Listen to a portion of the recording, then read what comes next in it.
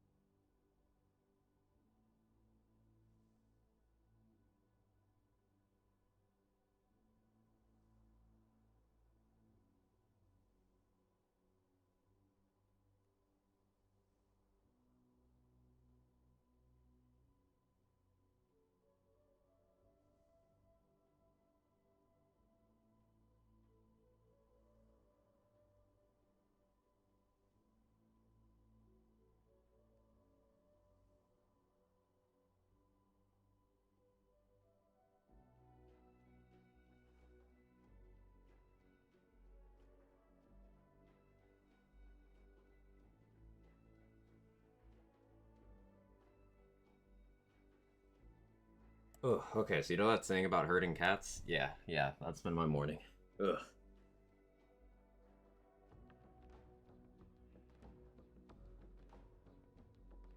Let me get a sip of my coffee in, but hello.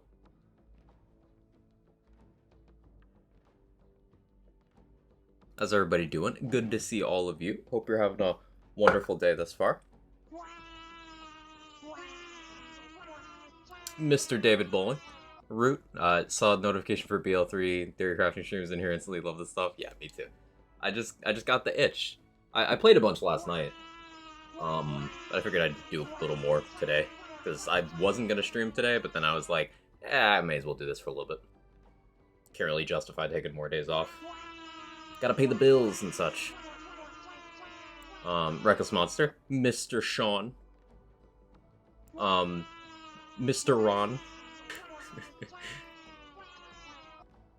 Itsukato, Senju, Ms. Up. This is so stupid. Why do we do this?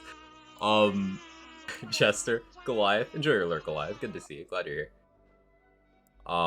Macmillan, McBain, loading screen, Butter, Huntress, Prince of War, press X to Sean. Holy shit, not Wonderlands? Yeah, I felt like doing BL3. I do switch between them. P up. So true. So true. I always do. Anyway, so I just have a few, like, partially formed build ideas and the interactions and stuff I want to test. So, yeah, I'm just very unspecific stuff today. Non-specific. How dare you play something other than Wonderlands? I played exclusively Wonderlands for like 4 months. And then I just started doing like mostly variety. No, I brought back variety Saturday, and then I switched to doing mostly variety. And then I've just bounced between like a single game as a focus. Like I think the longest I've streamed only one thing was that few months of Wonderlands, and then there was actually no, I did a stretch of only BL3 for a while longer than that, yeah. And then that's the second longest. And then that month of only Dragon Age was a lot. Anyway, yeah, I wanted to mess around with an Iron Cub focused MOS, like where Iron Cub is doing the work and I'm just there. I'm the pet, not even like you know how there was a little period of time where um before Iron Bear got Mayhem scaling, right after Mayhem 2.0 dropped, where most people just used it with target softening for debuffing for Moes because that's the best use case it had at the moment. Well, yeah, and yes, Irish, I'm the pet pissing everywhere, so I'm just gonna do that for Cub while it does its thing. I was also testing to see if certain artifact things work. I need to do more controlled tests. If anyone cares about that, the what I was testing was whether Flesh Melter and Elemental Projector work on Iron Cub, because post Wonderlands launch, one of the discoveries made was that Elemental Projector apparently does work on Iron Bear. So the question was, okay, does it on Cub? I need to do a more controlled test to figure that out. I don't think Flesh Melter does, but like I figured I'd make a setup to test that on in like a practical sense after the controlled test. So that's what this is gonna be. But I was also messing around with Cub, and like one of the reasons why there's a few reasons why you don't see a lot of Cub setups running Sabo rounds. One is that you need a lot of red tree investment, and some of those points are dead. Like if you're doing pure Cub, this is 5 dead points, 7 dead points, and then 1 highly situational point. So 7.5 dead skill points just to get Sabo, when you could instead with those 7 points, you could grab running on fumes without having to get it with a class mod. You could have limit break. So like having that plus that means you don't need to run a flame anymore, which is huge. You could go get to the last. You could almost get to short fuse. Like you get more options. I don't even have full TCP. This is what I think it is. Yeah, Frizz, it is. I need to do a more controlled test on the Flesh Melter and Ellie Projector stuff. So like currently I have a Snowdrift, but yeah, this is Cub.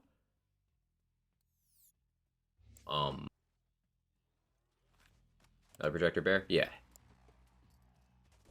It was discovered in like April, if I remember correctly. Why is Capstone on a class mod? I mean, 3 of the 4 DLC 5 class mods did that. All but Amara get a Capstone class mod. Now, in the case of Flack, that class mod sucks. In the case of Zane, that skill is not inherently a must-take over the other skills available. All 3 of the skills are good.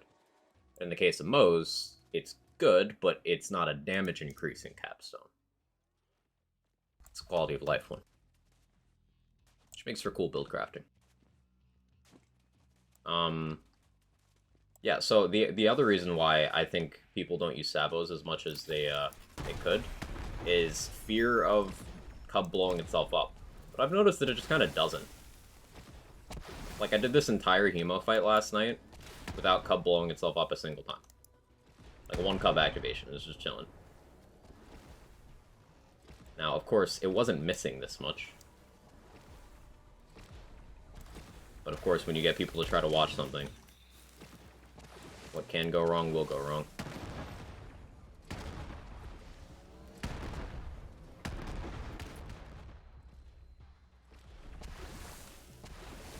It's impossible. Cub is a death wish. Cub has not killed himself with Sabos, like, at all. It's crazy.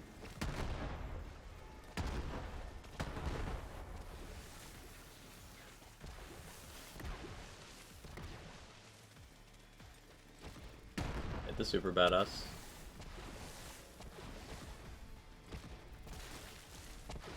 Thank you.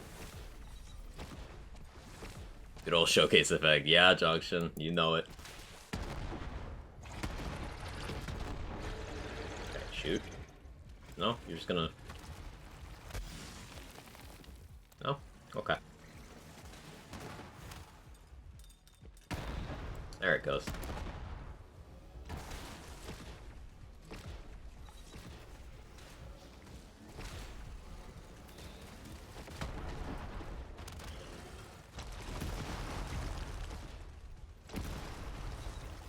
So, I mean, Cub didn't blow itself up, it just, it's also not shooting.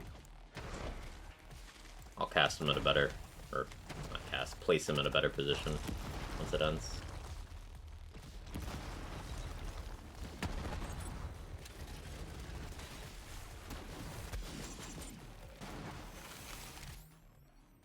I do have a flame on. Just bad RNG of all kinds today.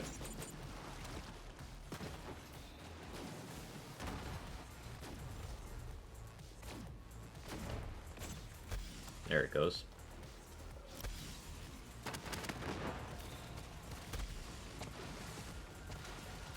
Okay, there's damage.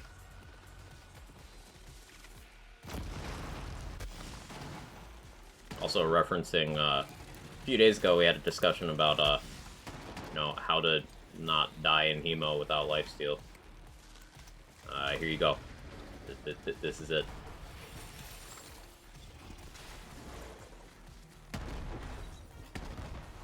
Near Just Splug easy. Splug doesn't hit Hemo's hitbox as well. It's annoying. Yo, Cub. You wanna, like...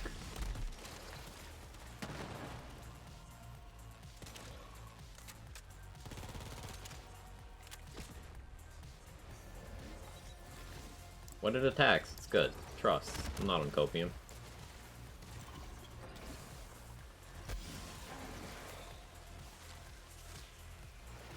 Easy, don't get hit? Yes. Proof of the move speed survivability? Uh-huh. It's just chilling. It's just chilling. He's just a little guy. See, this is the problem with Pure Cub. Which is why I was also messing around with, like, I have this Blade Fury on me, I have a Gas Call on me. But I'm hoping that when it shoots, the attack if you mark enemies. I don't have that bound right now. I don't think. But to my knowledge, no. That's a Wonderlands feature.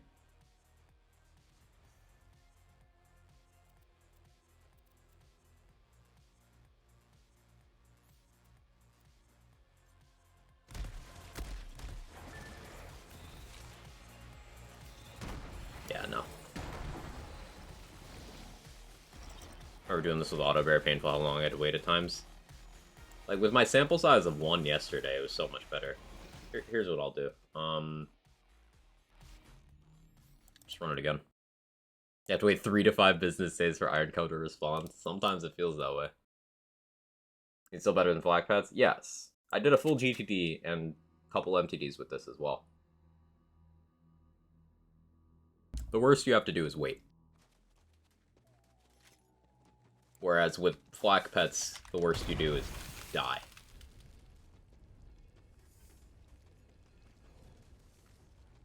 Wonderlands, sure we're not playing Wonderlands. I was gonna take today off. Excuse me. Today off. Because I'm feeling slightly under the weather, but also I have, like, other stuff to do. Stress. I need, like, decompression time.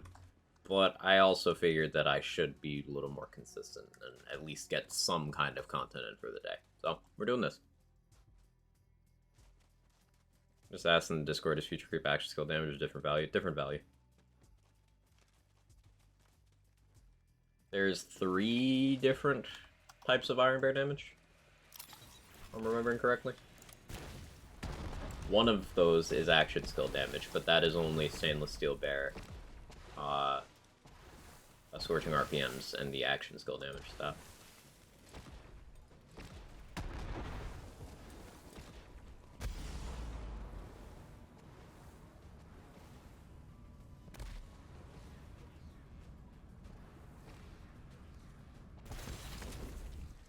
Purple tree skills are additive with each other. Blue tree is action skill damage. Red tree is special. Yeah, 3. Thank you, Chris. What's DACA? Which one is that?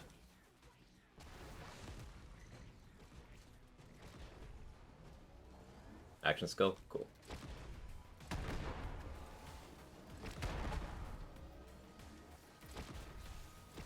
Green tree is inconsistent. So Specialist Bear is the red tree one?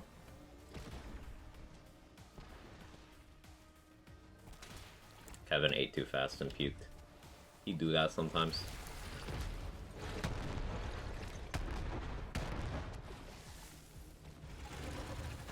There we go. Cub actually attacking?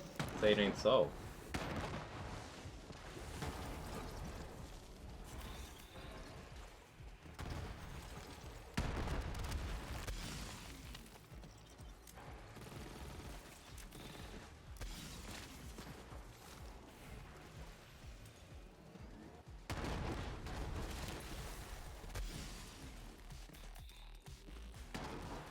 RPMs is also action skill, specialist is his own thing. Okay, yeah. So 3 types with specialists being weird. So I guess you could call it 4 types.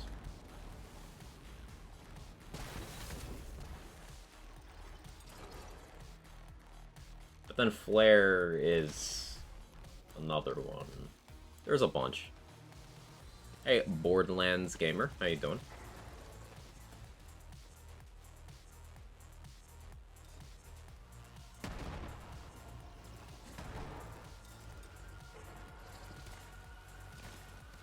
Flare is V1. Yes, that does not always mean the same thing when it comes to pets, hunters, because Iron Bear is not coupled to your formula. It does not conventionally get your V1, V2.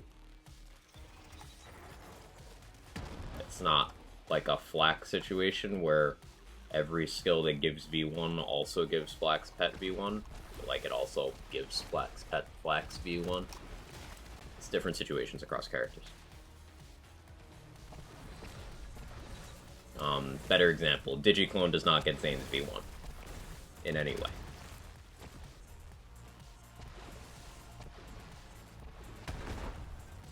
Sentinel does, because Sentinel isn't even technically a pet. It's just an otherworldly entity that can't be interacted with, can't be stopped.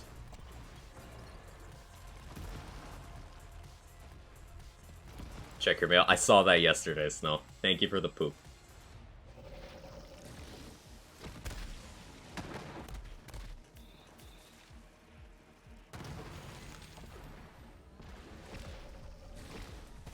Morning, Roddy.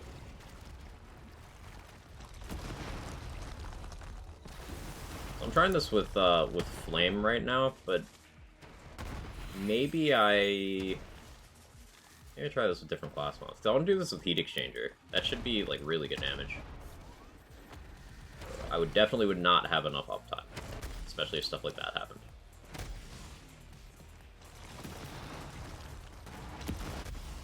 Mr. 7.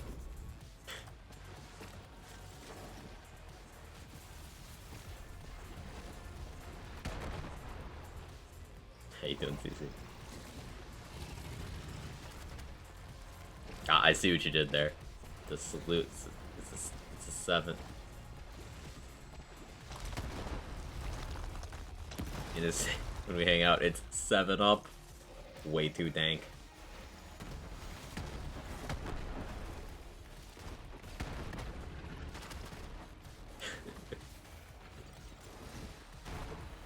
When Iron Cub does actually attack, the damage is really good. Oh, it is Root. It's so good. Like, as soon as it decides to kill Hemo when I respawn it, we'll pop over to GTD, or no, it's just gonna die to this Plasma Foil without me getting the actual Ignite. Oh, there we go.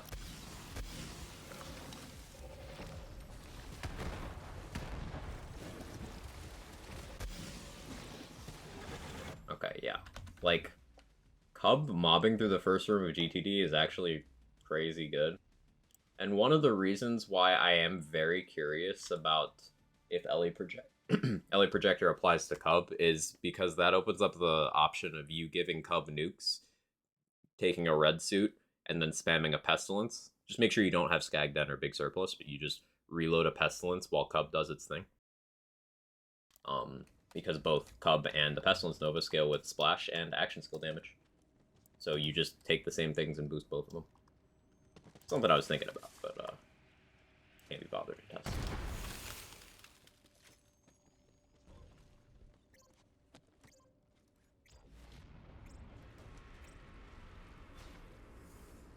Does Iron Bear Cub get Om Nom twice? Isn't both the action skill and the weapon damage and action skill twice?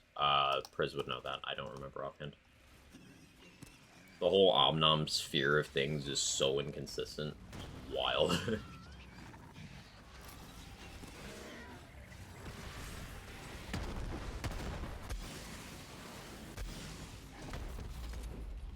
Yeah, so this is Cub mobbing in true GTD. It's not blowing itself up. Okay, cat.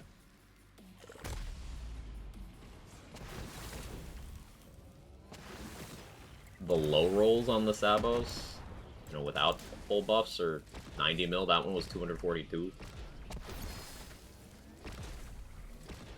It's just chilling.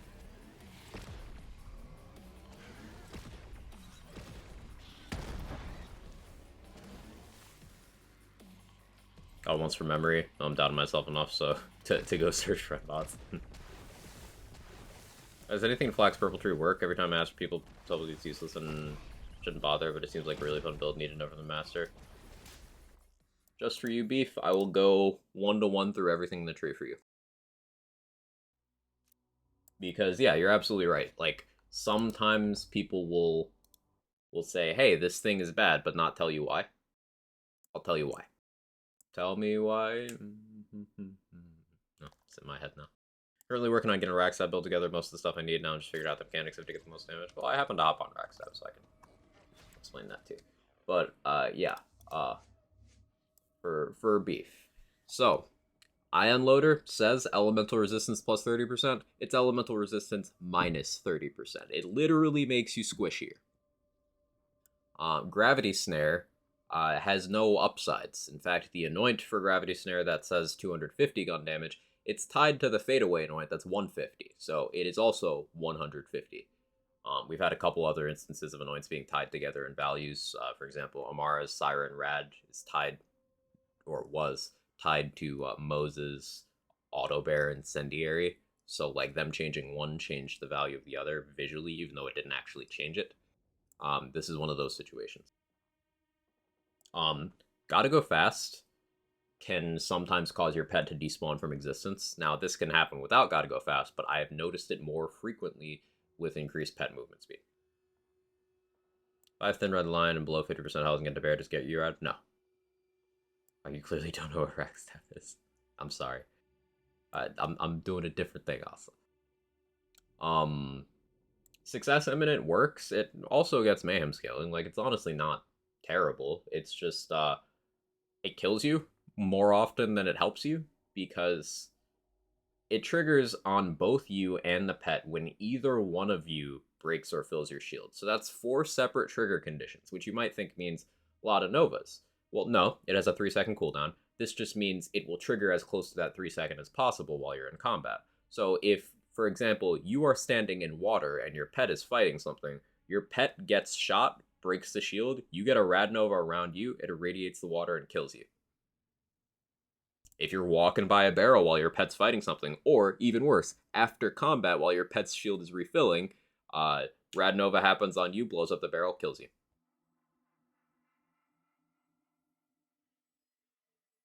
Like when you spawn into Athenas? Yes, exactly that. Exactly that.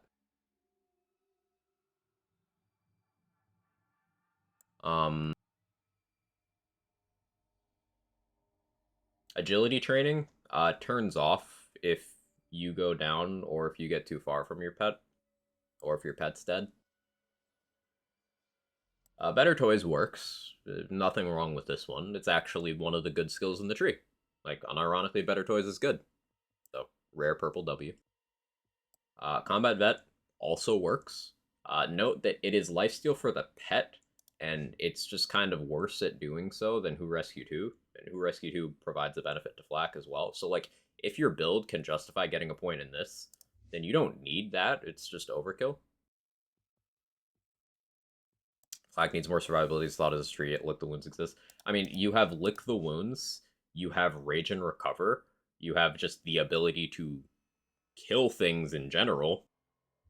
You have Gamma Burst plus Red Fang. You have Shared Spirit, Hive Mind. Like, Flak did not need more survivability at all. You have Rack Attack with Falconer's Feast, and potentially Rack Pack as well. Like, Flak did not need more survivability. They just didn't have enough ideas to fill out a tree, is my working theory.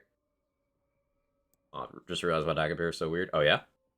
Um, Lethal Force Authorized does not always trigger when it's supposed to. So what it does is whenever Flak's loader would go into fight for your life, it turns into an exploder instead, seeks out a nearby enemy before self-destructing, dealing damage to nearby enemies. This can trigger even if your pet would not have died. It's literally its own character. That's amazing. So wait, using Dagobah on one person means you're in 5-player? Or it's just a different... It's a different entity, not necessarily a player. Characters aren't players interchangeably. It's just its own thing. Sounds like I need to sleep now. I'll work tomorrow. Have a good day. Take it easy, Dave. Thanks for stopping by. I'm gonna ask why Go Clone instead of Barrier. Yeah, Clone is in contention for best pet they've ever made. It's in the top 3 across all games. It can clear content entirely on its own. And Barrier doesn't do anything of value. Provides you a minor damage bonus, whereas Clone is a massive damage bonus and also quality of life and also uptime on skills and it's just better. Anyway, yeah. So Lethal Force Authorized can trigger even if, say, you have Gamma Burst active, which makes your pet unable to go below 1 HP by normal means. Lethal Force Authorized can still trigger. So you can have your Gamma Burst active. Pet's literally immortal. This can make your pet die anyway. And while the damage of the Exploder is honestly decent, and the additional perk of reducing your pet respawn time is good, the other problem is that this denies you your pet. If you are investing in this tree, you don't want your pet to die. You don't want it to not be doing anything ever, because every point you sink into this tree, you are sacrificing your own effectiveness from another tree. It is always a trade-off. The only thing that isn't like that is agility training. But guess what? There's a better reload skill in the red tree anyway. So it's true there too. So this is also not good, but you can get around the downsides and make it just minimal upsides by taking it in builds that do not use loaders. So like the pet respawn time thing, that does apply to other pets. So it's minimal, but it's something. The forage augment is fine. It's just fine. But because it's Grav Snare exclusive, it's like whatever, because there's better ways of getting back ammo. In fact, you could just run an absorb shield. You get back ammo that way for things that you don't need to shoot super frequently. You have a Leave No Trace, which gets you back ammo for things you don't shoot super frequently. For things you do spam, Cut Purse is still more efficient than that too. So like, this is just not worthwhile. It's better than some of the other augments, but it's like not good.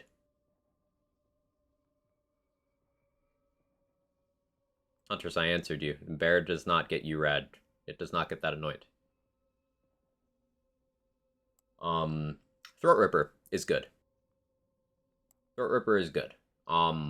This also allows... So since this skill over here, Go for the Eyes, is a post-ad crit, the same thing as Hustler crits and Fadeaway crits. It's just for the pet.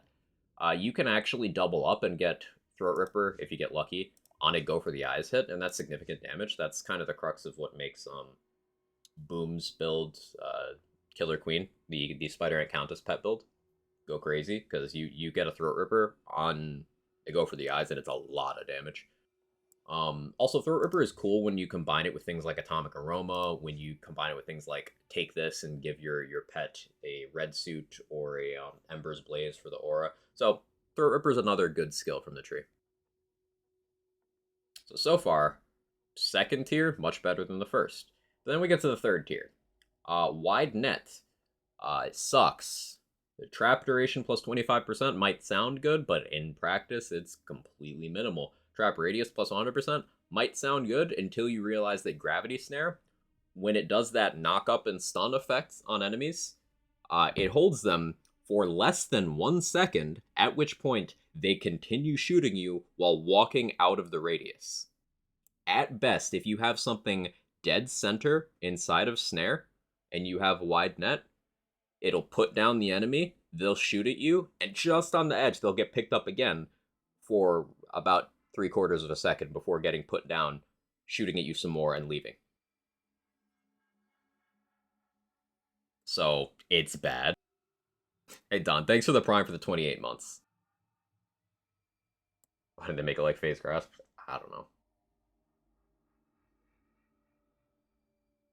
Um, yeah, take this is also good. Take this is also good. Giving your pet a copy of your shield has some really cool applications. That's a feature inherent to Zane's Digiclone. There you go, quick. POORPL3 Trail 33 Fluid 4K B3 Stone Trail 33 Fluid 4K. That's definitely a way to read that text to speech. But take this is good. It's a feature that I should note for Digiclone is baseline. Like Zane's clone always gets a copy of whatever shield you have on, even if you don't have double barrel. You need double barrel to give him your gun, but he always gets your shield anyway. But 11 points for that isn't the end of the world. That's unironically good. So we're at 1, 2, 3 unambiguously good skills. One that's overshadowed but not bad.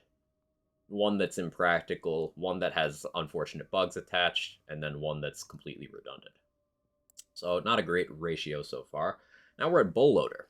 Now, Bull Loader's shield capacity is not the more useful shield capacity attribute. There's a couple of those that calculate in different ways. So it is the inferior kind, and unlike a lot of other pets, it gives the loaders give 1 bonus. Whereas if you look at, say, the Great Horn Skag, well, that's 2. Also, these are more useful stats. Iridian Skag, that's 2. Scorcher, that's 2, with great stats. Countess, that's 2. Jabbers, 2. Another thing that applies to all loaders here, a couple things. One, because their guns are treated partially as being part of the player, you cannot use stackbot and loaders together. Loaders will reset your stackbot constantly. Anytime a loader gun does not crit, your stackbot resets. Additionally, loaders are incapable of triggering the Not My Circus augment for fadeaway. They just can't do it. It doesn't happen. Fadeaway ends with the augment equipped. It doesn't work. Loader bonuses also do not benefit from Barbaric Yop increasing pet bonuses. Just doesn't work. Bull Loader shares some of the problems that Spider Ant Countess does, in that it just gets stuck in the ground constantly. Very annoying. Now we get to this tier. Oh, this one's even worse. So, Trap Card. I don't know where to begin with this one. Trap card activation of Grav Snare does not trigger any anointments at all. It does not trigger any benefits from having an action skill active in any way. It just throws out a snare in a way you can't target on a condition that doesn't help you at all and does nothing. If I remember correctly, Trap Card also does not benefit from Forage or Blind with Anger, though that one I'm not entirely sure about because it's been a while.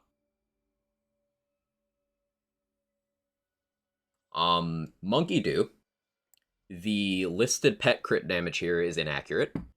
Only slightly, but it's inaccurate. The pet crit damage part of this is good. However, the bonus damage for Flak, not only is that an inaccurate value, but also it does not scale per point for Flak. Flak always gets 87%.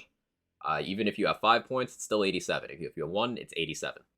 And that is a single projectile amp that forces your entire shot to be non-elemental, meaning it is usually just a damage down. It literally lowers your damage.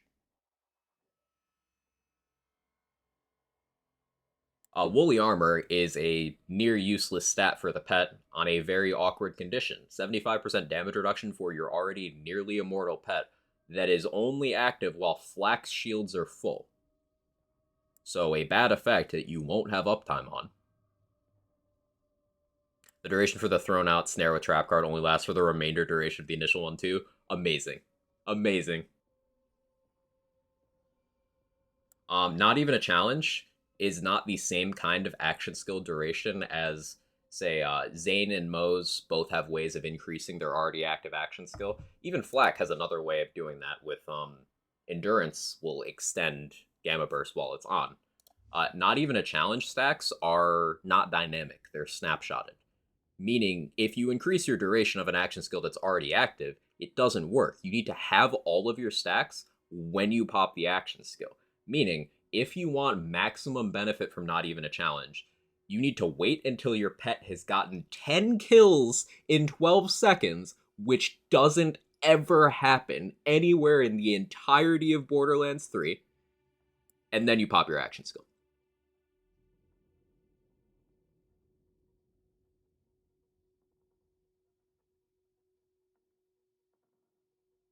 Um, Warloader has a pretty bad pet bonus. It gives you fire rate when you're 15 points deep in a tree that does not help your gun DPS in any way, shape, or form.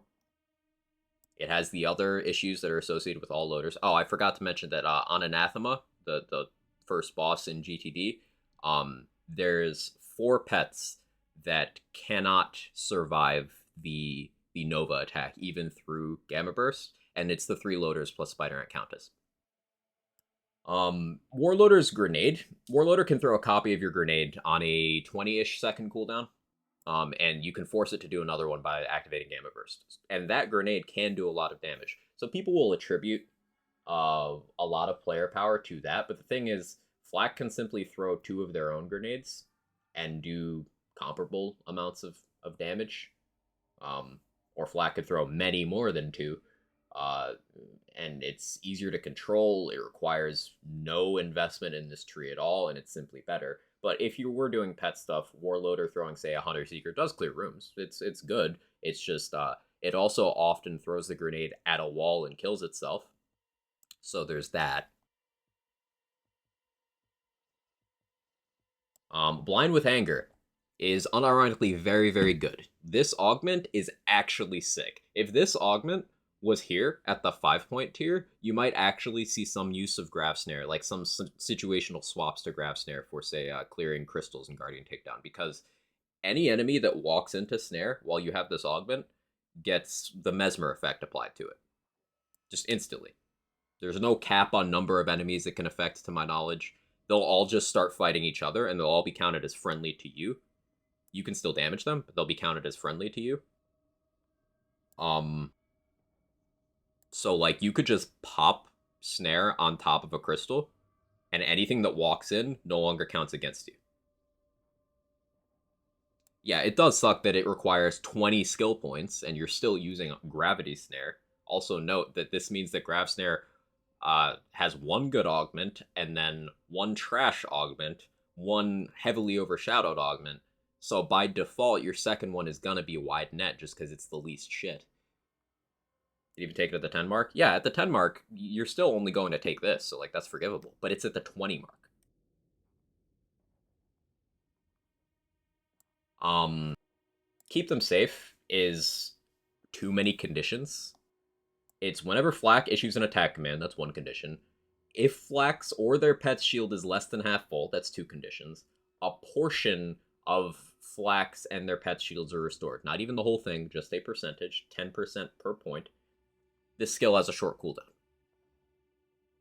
So that's 3 conditions, but it's actually 4, because attack command itself has a cooldown. 4 conditions to get 10% of your shields back. And short cooldown, 12 seconds. That's even the game doesn't consider 12 seconds short, because the game considers moderate to be 10 seconds or 12 seconds. It clashes with its own definitions of time.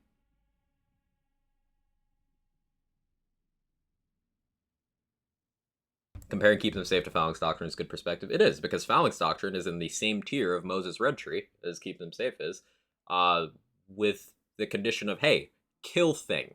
That's it. Goes up to 99 stacks. Gives you gun damage and shield capacity.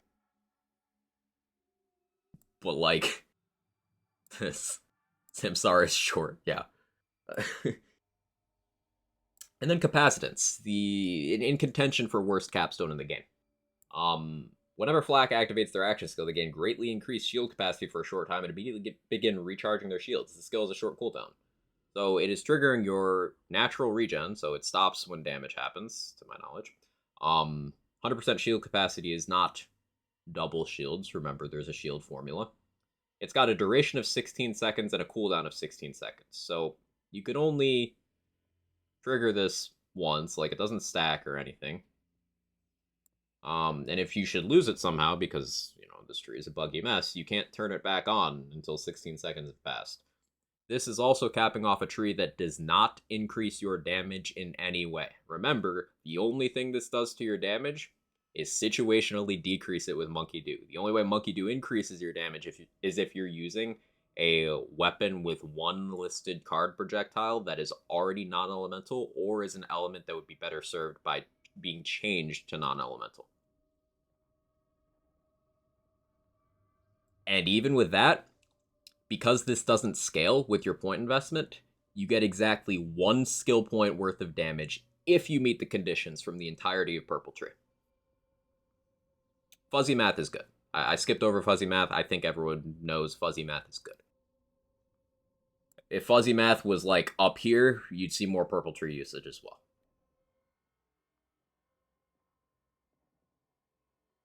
Oh, Purple Ramp. Someone asked Dex, and I hadn't done this breakdown in a while. So, if you're trying to increase the damage that Flak does, you get exactly 1 skill point worth of value, and you have to invest 16 points to get that 1 point.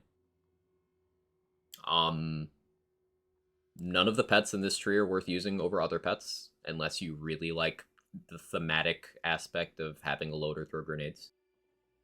The action skill is bad and has no synergies with the tree whatsoever. The capstone is bad. And half the skills have some sort of crippling design oversight or bug associated. So, if a theory crafter or a builder tells you that Flak Purple is bad, it is not hyperbole. It is not, hey, there's a situation where it's good. No, it's just bad. All the other purple trees, great. In fact, Amara's is like one of those that we gain appreciation for as a community more so over time because the stuff fits together so well. Like, it fits the character's identity, and there's so many cool things that it does. Amara's purple, great. Moses purple, for the most part, great. It's got 1 skill that doesn't work. And a couple that work in ways that aren't advertised. And then Zane's purple is an example of significant power creep. But those 3 purple trees are good. This one isn't.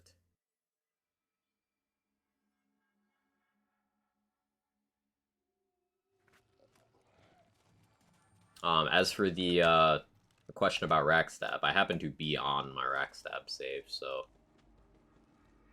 playstyle is action skill start stinger, rack attack. You just hit your action skill button, anything in your immediate area dies, and anything outside of your range, you just angle so your racks go towards them, deliver your fish with Peregrine, or you throw a fish yourself. I'll play for a couple seconds before we go back to the Mose thing.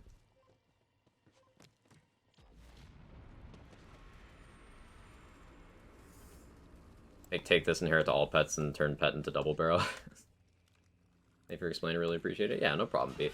I know it's easy for people to say this thing bad or this thing good and then not elaborate, but like having the context is what allows you to actually, understand what's happening.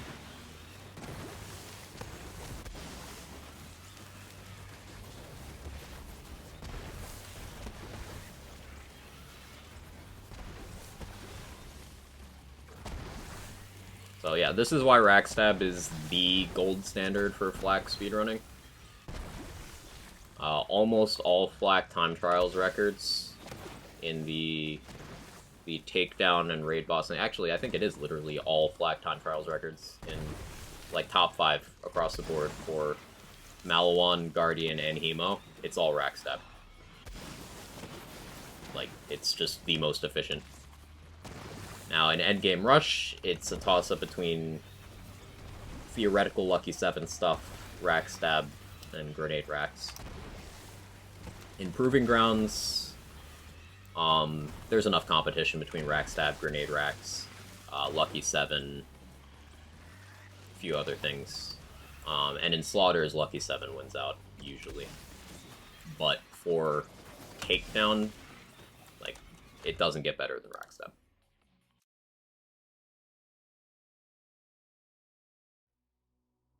Got the Knife Drain with Elephant, but there are others better in its place. Yes. Snowdrift Static Charge is what I run. You don't need the Lifesteal, because if you kill something, you get Rage and Recover on for 3 seconds. And Rage and Recover is one of the biggest heals in the game. You just live by killing. You kill, kill, kill, kill, kill. You don't need the Lifesteal. You don't get hit often enough to need it. Hey, Soccer Chick. Miss Chick. Miss TV. Thank you for the 16 months with the streak. I appreciate it. More months I'm subbed. Think of more Quag Chat. Realize this is Craig times 16. Real. Thank you so much.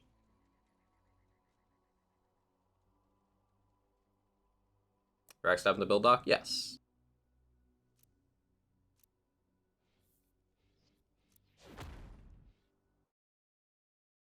If I can't kill on Flak, though, then you made poor choices.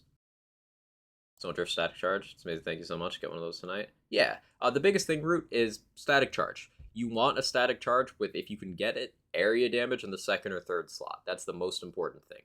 For speedrunning, I actually have shaved a lot of my damage passives away. Like on that setup, I had double movement speed roll on the artifact. So the only damage increasing thing on my Snowdrift Static Charge was that area damage passive. So if you want to match the damage that I'm putting out with that setup, in terms of just that slot, you only need that area damage. Snowdrift Static Charge, AoE in 2nd or 3rd slot. The reason why you go in 2nd or 3rd is because it also gives you Radius, which makes your Novas bigger. And Snowdrift gets you in range of things faster. It's better for speedrunning in general. You could opt out of Snowdrift and do, say,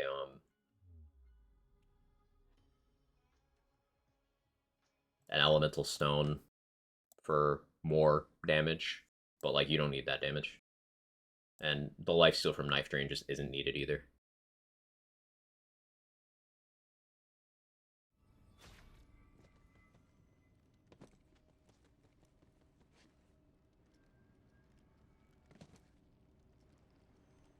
Thank you for explaining it. Makes a lot of sense. Yeah, no problem.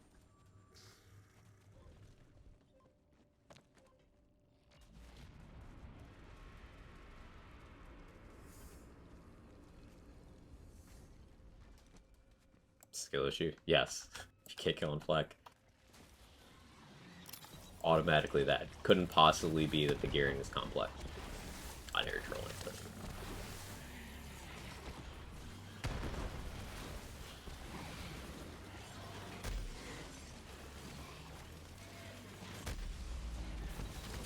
So I'm running Omnom for, like, more potential cup damage here, but I was thinking about just, like, running a Mana Well. I'd have trouble sustaining it, though, without a Bloodletter.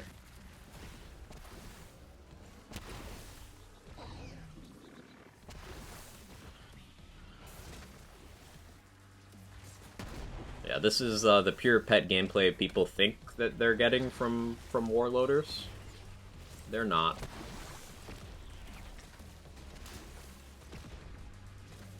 Like, there is no universe in which that matches this.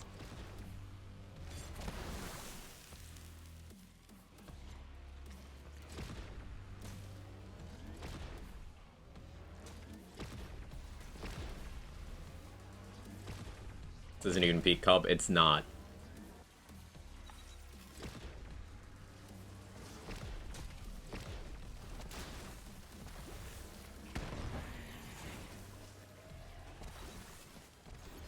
What if I told you that for a day, instead of getting times 31 scaling, Cub got times 961 scaling? So imagine this, but like, more. Everyone Warloader came out, everyone loved it. Not everyone, Pragmatic. Definitely not everyone.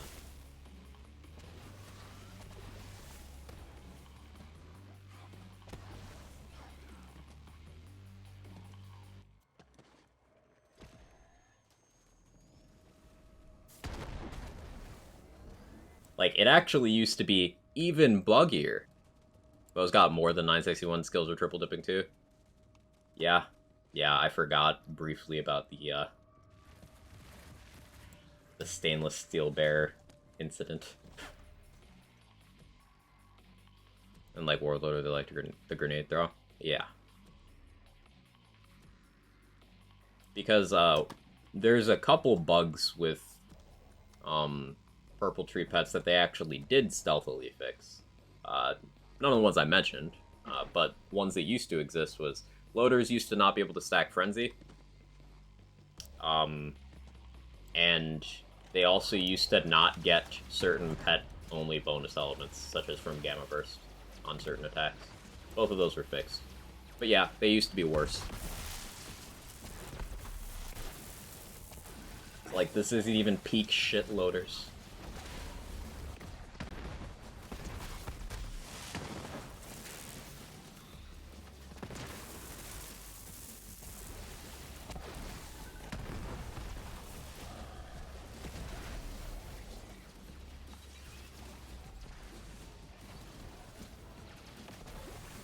The shitloader, if you will.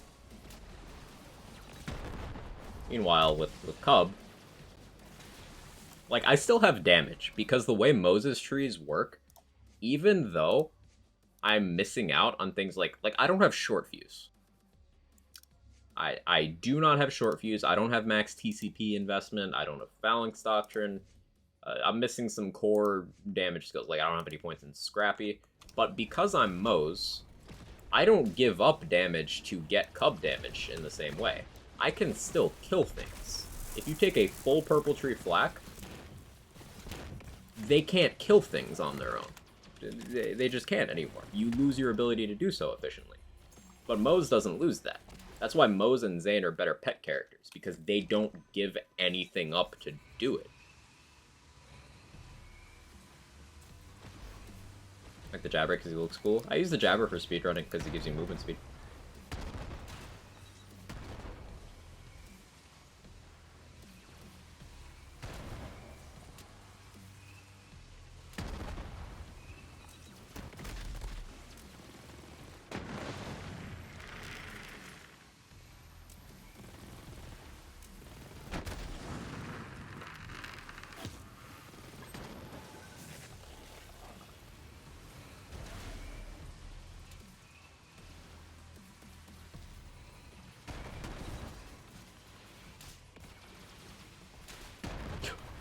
That's so crazy. Cubs stuck an enemy with Sabos, launched their corpse over to this pack where it exploded and killed more enemies. Oh, Warloader could never. Warloader could fucking never.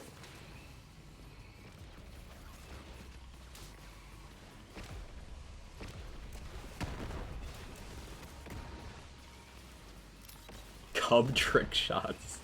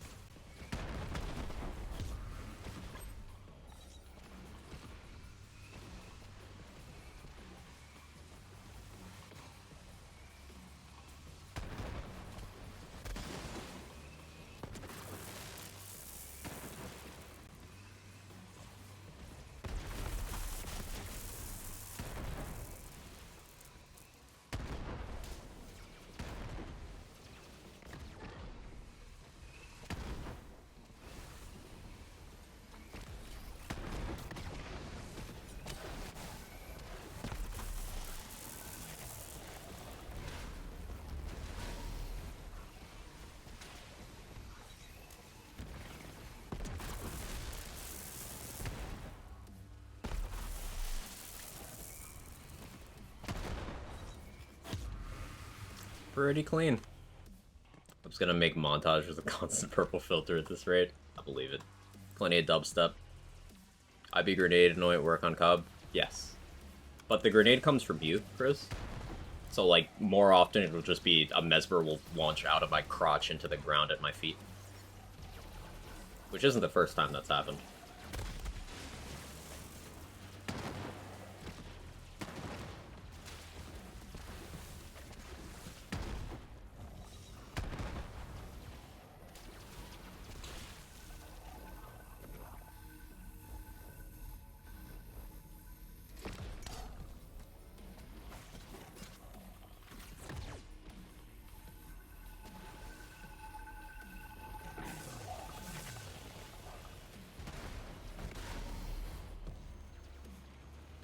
trying to give Cub some time to catch up, but he's just chilling.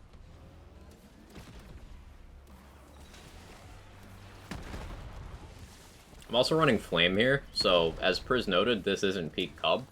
Like, this isn't even a Flame rolled for max damage. The biofuel points don't help my damage at all. Like, there could be more damage here. Because, for example, even a Bear Trooper would be more damage. Tragically, Raging Bear doesn't work on Cub. That sucks. But Heat Exchanger, with 4 feature creep, goes crazy. Cub can also trigger a Minesweeper if it crits, so that's an option. You could flare, you could green monster, you could Blastmaster, all those apply. Flame doesn't give as much damage as a lot of the others, but what it does give is the most uptime, so that's why I'm using it. Allows me to just kind of sit back and sidestep the easily avoidable damage.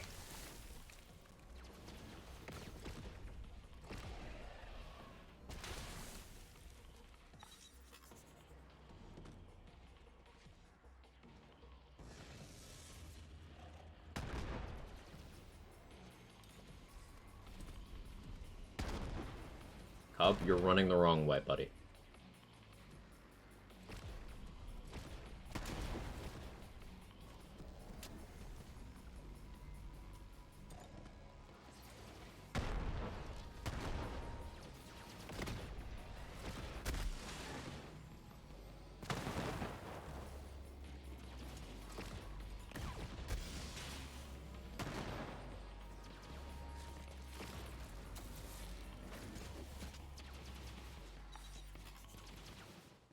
You got this, Cub?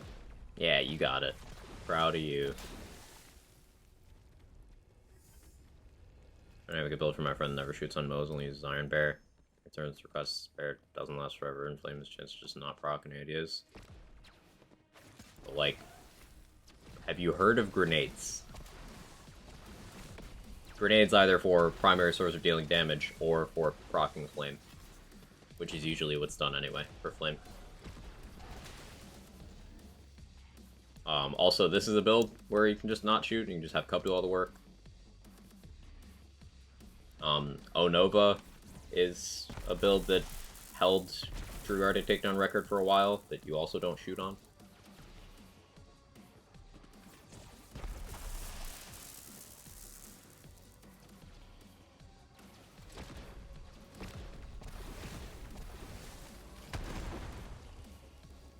Hex is extremely good at proccing Flame. Yeah. Very high tick rate. Also is able to crit, meaning it can just be like, hey, experimental munitions. Or another instance of fire. You have your Skag Den on the explosions. You have your big surplus on both the explosions and the beams. You have an ASC 50 on your shield, most likely, for all of that as well. Specifically wants an Iron Bear setup. So, listen to what's being said. What it's worth, the no PPU has it around a 99% status effect chance, despite what the card says. Amazing.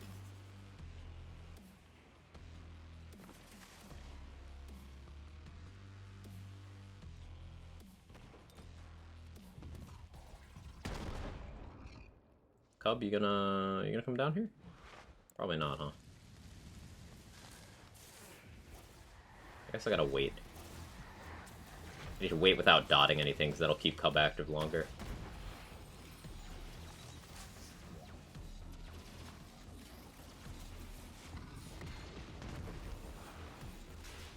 Oh, there it is. Hi, Cub.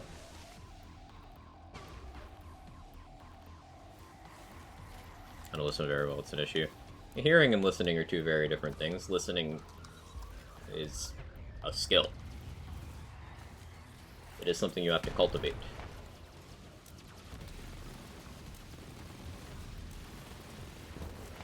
I'm only shooting here because I'm not using a Hex.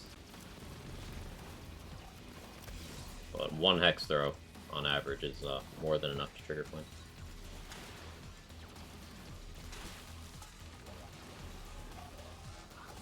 Which applies to everything while holding? Yes. Yes, correct. So I could carry around a no PP for this. I might have one in my inventory. No, I don't at the moment. Yeah, I could carry around a no PP. It's just the ignite chance is fine as is. There's other tech, like you can run and unleash the dragon. Just accept not having that splash bonus, which is fine provided you're running half arms and don't care about a slightly weaker hollow point. And you just punch for guaranteed fire dot or ground slam for guaranteed fire dot.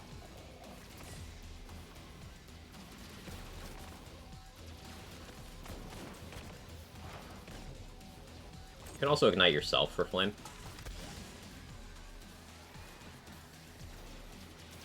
Hey Foster, how are you? Super jazz to see you playing BL3. I actually put the game back on my PS5 the other night. It's such a great idea. I'm not playing modded right now. I don't generally use mods when I play BL3. I just have the one turn off item of the day prompt to reduce vendor crashes. The one for guaranteeing lucky 7 rolls for when I want to do that for speedrunning purposes.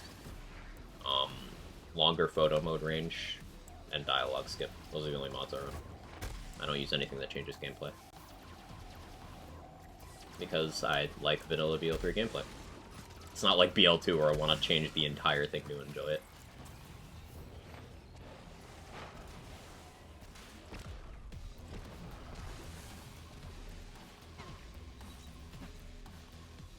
Oh, don't get me wrong. If there was something for double jumps and air dashes, I'd use that in a heartbeat.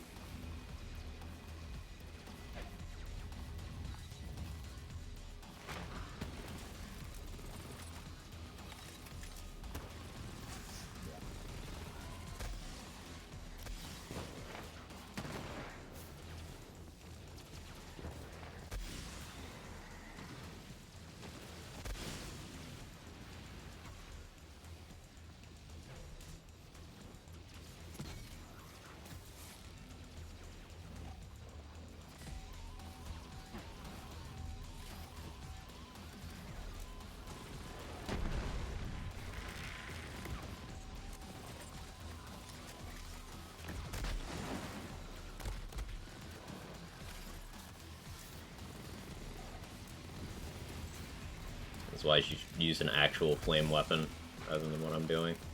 I could honestly just hold a no PP and throw in its fist for it. That's fine. I'm only using a plasma foil because it's what's in my inventory. Not even remotely the best gun for what I'm doing it for. Maybe that actually just never got released both double jump and dashing in BL3. So like, hey CZ bestie. Bestie.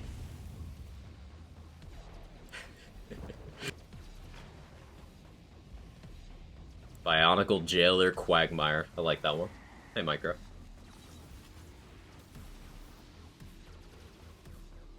Might be nice to hold an OPP while on Bear to get more status procs for Purple Tree. You get a lot already. And, like, in terms of if you're gonna hold something in Bear, like, holding a GA will boost your grenades that get thrown by your Annoyant.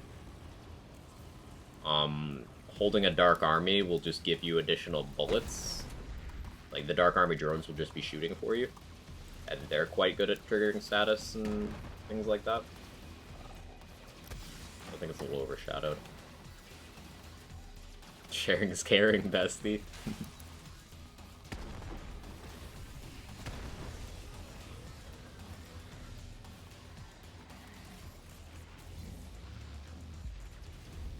Desperate need a movement tech in my Borderlands. Yup.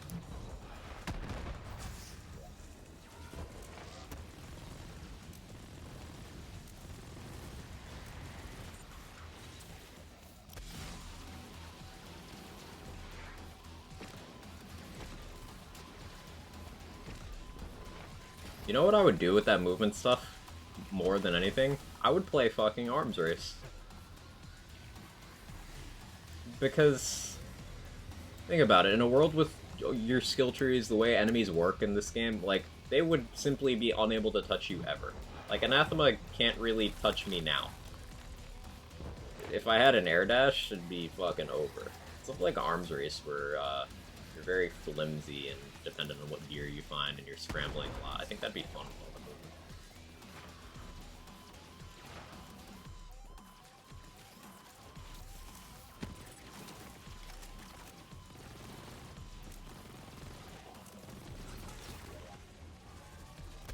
Arms Race is so fun, move tech would make it great.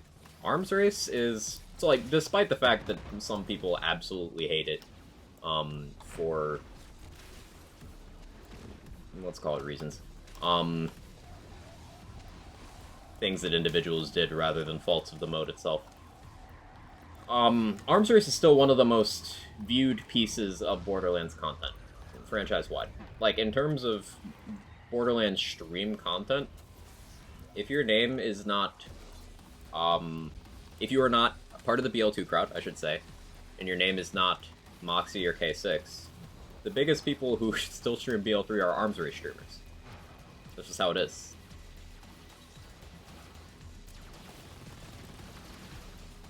It's in order, I'd say BL2 stuff, followed by whatever K6 or Moxie is doing, followed by Arms Race. That's just where the interest lies. And there's got to be some reasons to that.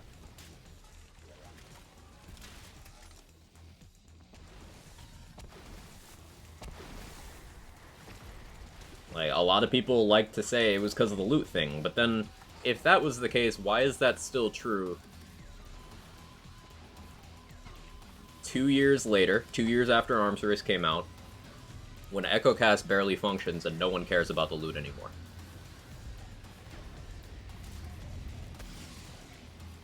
It was never about the loot. People just enjoy Arms Race. I'm not going to say loot wasn't a factor, but it was not the primary draw. But this goes back to this, like, whole mentality of, oh, it's a farming game. Not to everyone. Some people just want to play.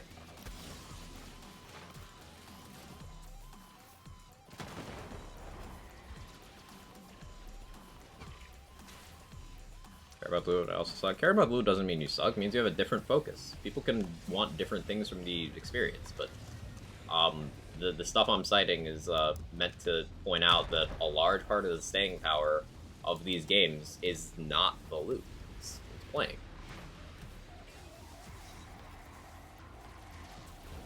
Some people will still be running those modern arms versus DLC legendaries and heavily increased drop rates. Yes, Micro, and that's not for the purpose of distributing loot for the purpose of growth in viewership, like people frame it. It's because that's a different gameplay experience and that's fun to do.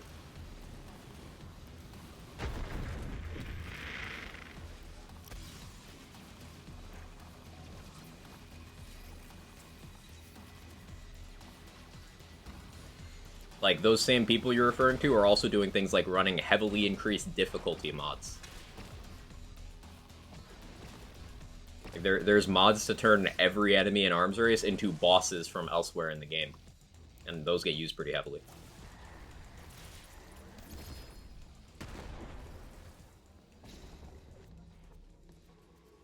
I've seen all boss Arms Race with 4 times enemies. Quad enemy spawns.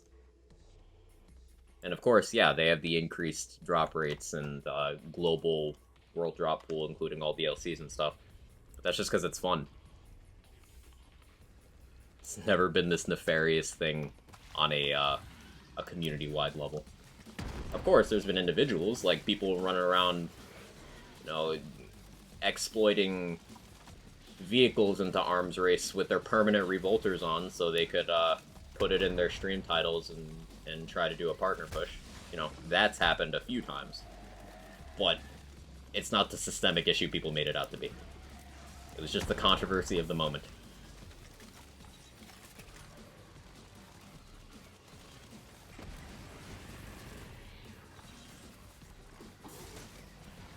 Hey Fitch, nice to see you on BL3. Nice to see you in the chat.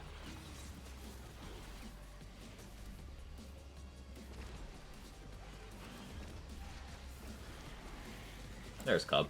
It's coming.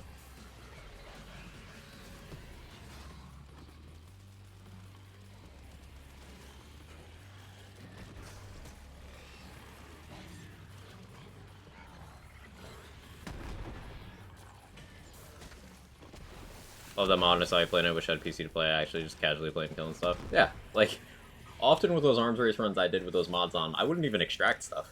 Like I was just playing it because it was fun and streaming because it was fun. Like I eventually stopped really doing arms race much on stream just because I wanted to go back to build crafting, and it happened to coincide with like a couple weeks after I stopped. It suddenly became taboo to have done what I was doing at all. None of that heat ever got pointed at me. I'm not going to pretend like it was, but I do still feel really uncomfortable with how some people were treated in that whole thing. And on the other side of the fence, there's some people who are just expressing concerns with what effects that could have on the fan base and the franchise as a whole, who got like dragged through the mud and taken way out of context. Like, I hate making things both sides issues, but to a degree it was.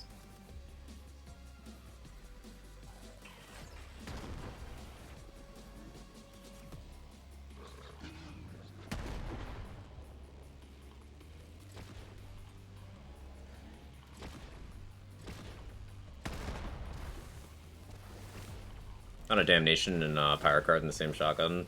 Ooh, that's crazy. Same shotgun Toleron? Yeah, that's crazy. Damnation goes so hard.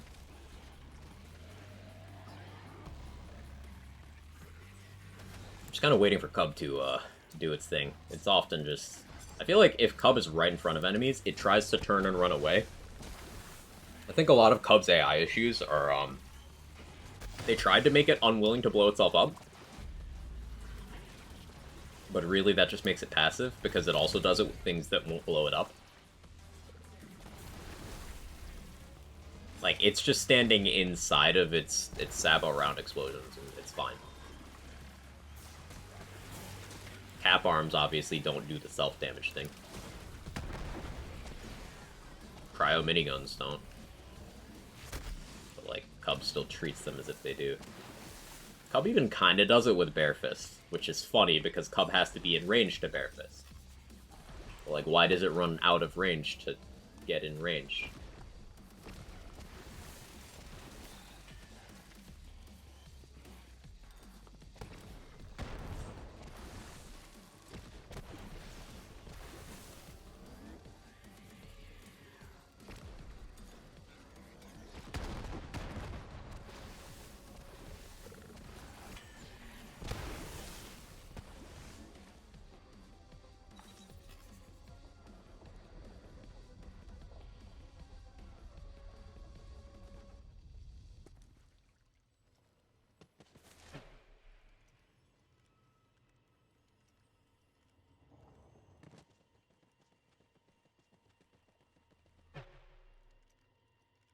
Cub's anxiety, don't make fun of him. I have anxiety and you make fun of me.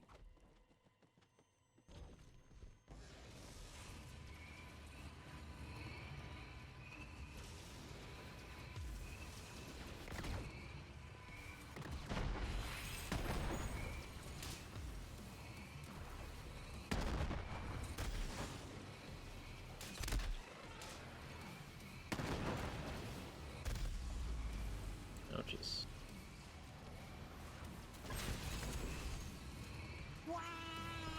Hypocrisy, let's cancel Stone Spawn, I'm down. Because your name is Claude, LOL, like what the fuck? That's fair.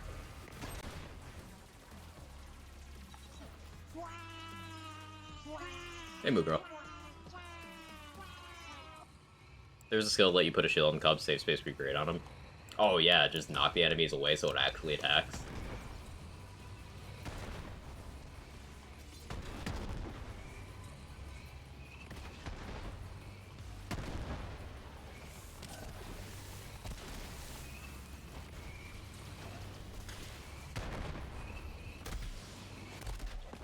Red Suit and Ember's Blaze would also go hard on Cub because their auras are splash.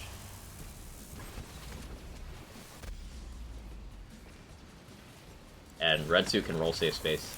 So yeah, safe space Red Suit on Cub would go so hard.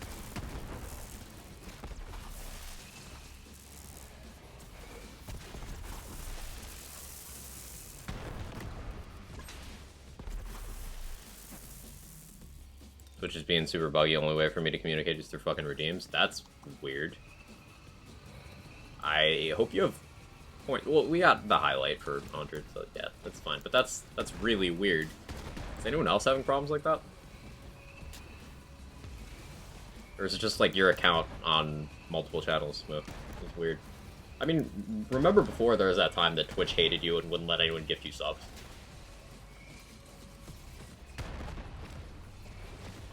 Or sub yourself. Ravaging today, Kevin. But Kevin isn't here. Unless you're calling me Kevin. My name's not Kevin. I sound like a Kevin, though. Rat Explosions Cub could make, it'd be so sick. Did we ever confirm if Atom Bomb works on Cub and Bear? I don't remember.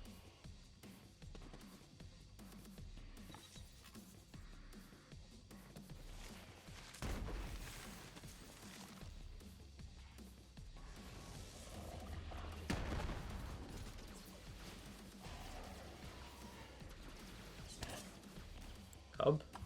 Where are you at? Still down there. You can do it, buddy.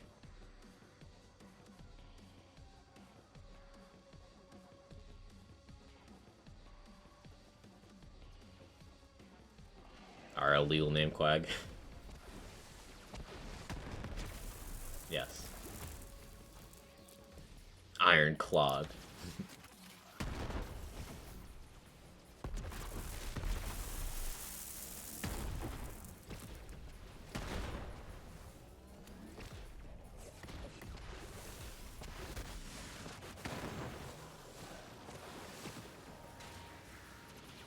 I was also thinking about, shield-wise on this, just taking something that would be tanky enough that lets me just AFK. Just wait for Cub to do the thing. Hell, I could even make it a one-button build by putting on, one of those aura-based shields. And just have it apply a status so I get flame immediately.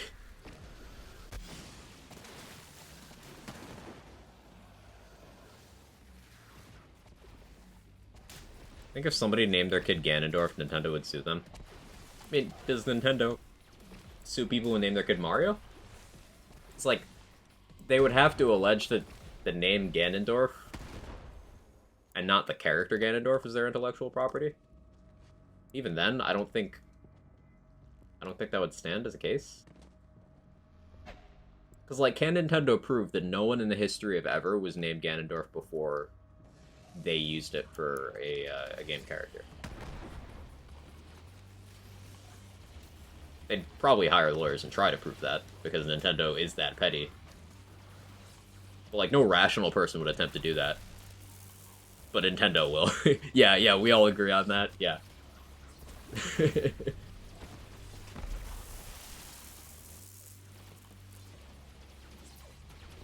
No, think, only play Iron Cub. Hey, hello. I'm just running around with my EMP5. I'm just sightseeing. The Cub's causing some kind of commotion. I don't really know what's happening over there. We're just tourists.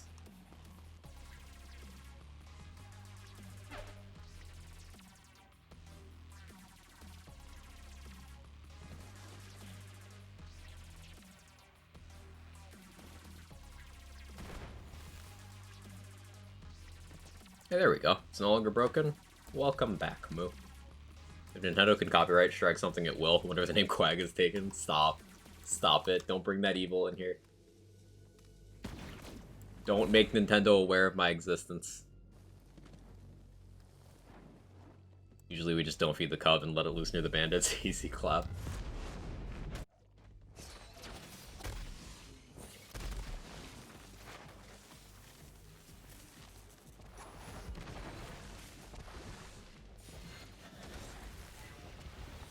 Yeah, video game hard. We're just actually letting Cub do 100% of the work while we slide around.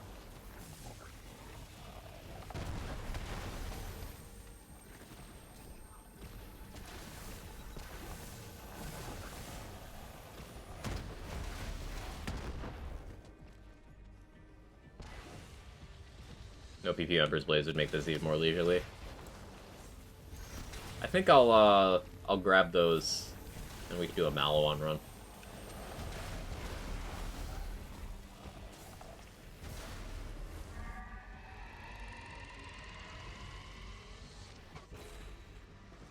Another thing I was thinking about doing is I could go no deadlines.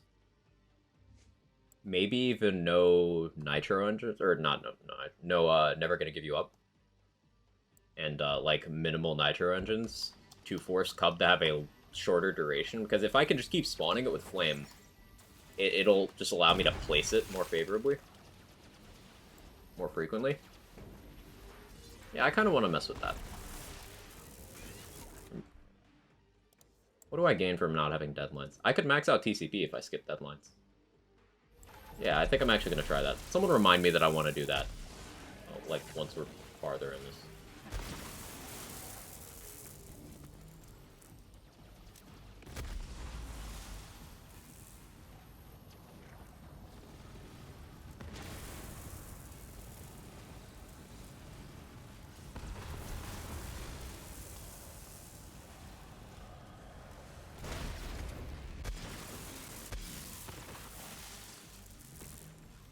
What things you say for that?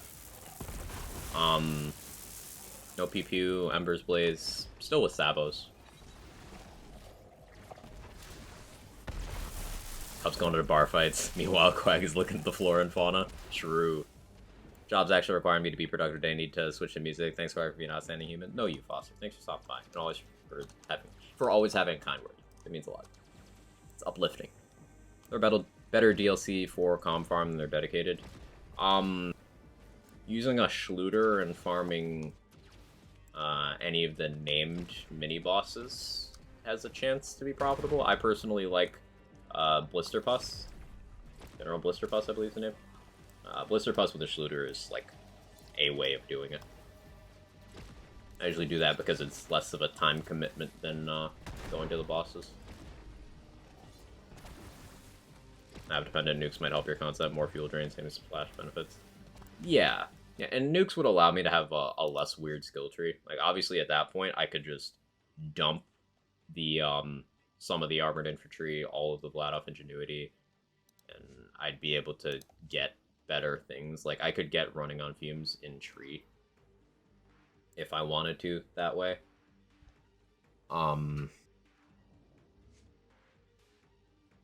I could get to the last, more importantly.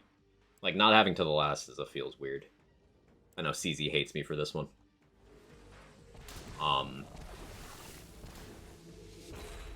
But, yeah. I wanted to use Sabo specifically. Remember I told you about the wage withholding situation? Gets even messier. Uh-oh.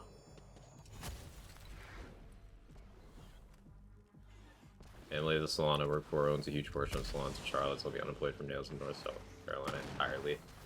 Rush chose I might check by Friday. It's fucked, man. It's real fucked. People skipping to the last was a pet peeve of mine once upon a time. Lucky's away right now. I hate it. Evaded. Yeah. People skipping to the last is a confusing thing. I guess it comes from all of that like that very widespread idea of grenades bad in BL3 based on absolutely no factual information and people just never bothering to try them. Because, like, even if they were, it would still be a good skill to take because there's the utility grenades, and because of things like Too Angry to Die, it would just let you live longer. Like, there's no universe in which To the Last isn't a take. If you're that far in the tree and you have a skill point, you take it. There's no justification for not doing so. But it's one of those things people are adamant about being wrong.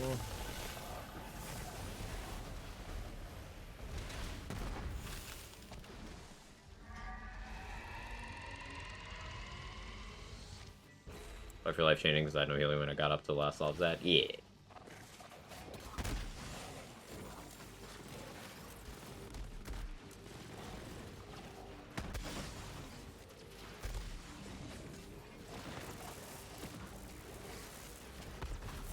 I guess with Ember's Blaze, I could also just be running around next to enemies and healing off of the aura. And it'd be constant TCP triggering.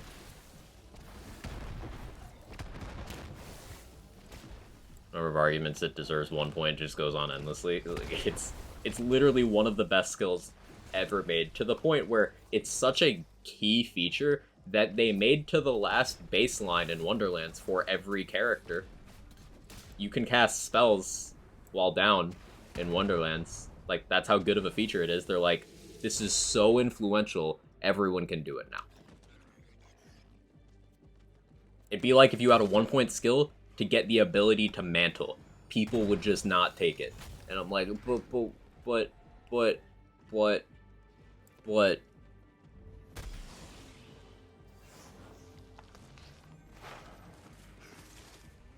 why?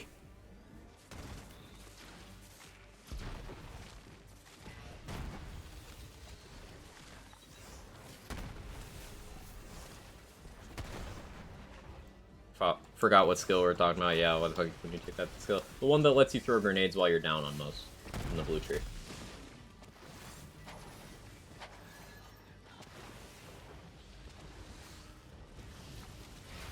Dead Space Woke wasn't on my 23 bingo card. What does that even mean? I did see a thread that was useful context on the lack of brain function on people who unironically are like, oh, everything's so woke. So like, this person actually got to have a conversation with someone who thinks like that, and the stance of said woke hater was that if the same exact things they loved from their childhood were made one for one, zero deviations now, they wouldn't be received well because they'd be pushing an agenda. So like the thing isn't, it's not the product isn't the issue, it's your perception. You just don't want to like things.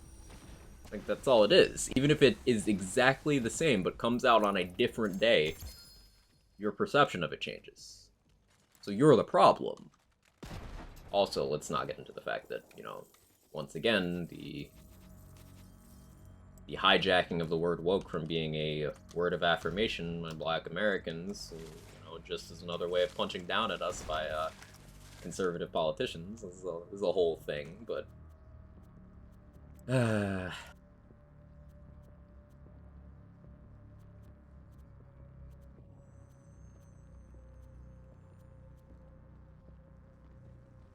SRPL3 is Mo's, and I must say, when I switched to Zane and Amara, I was devastated every single time I couldn't throw grenades while down. It's such a core feature. Like, I'm really glad that Wonderlands made it baseline for spells. Another thing that game did baseline is you don't need the Guardian rank perk to ground slam from standard jump height. That's huge.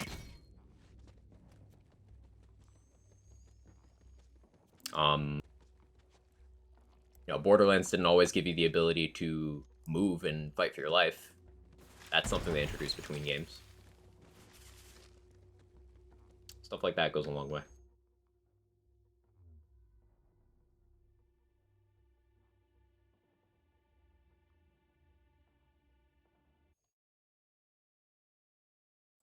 Would you take the Mantle skill point if you expect a damage elsewhere? Depends on how much damage the other skill gives.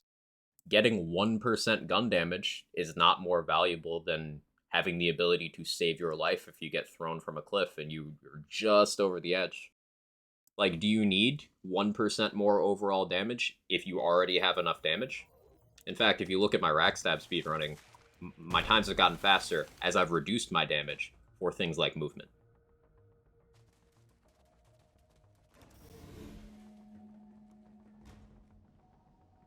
So yeah, I would almost always take the mantling. Good example of that, over on Zane, the skill Fugitive that allows you to shoot while sprinting. That doesn't increase your damage, that gives you a quality of life feature. And you directly take that instead of things that can lead to damage. Like, you just take it, because you don't have a reason not to.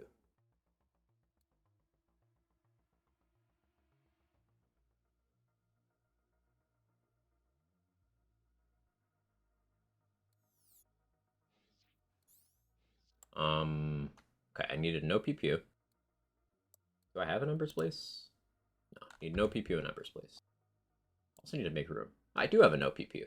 It's just got the wrong... I didn't see that at first. Yeah, just got the wrong annoyed.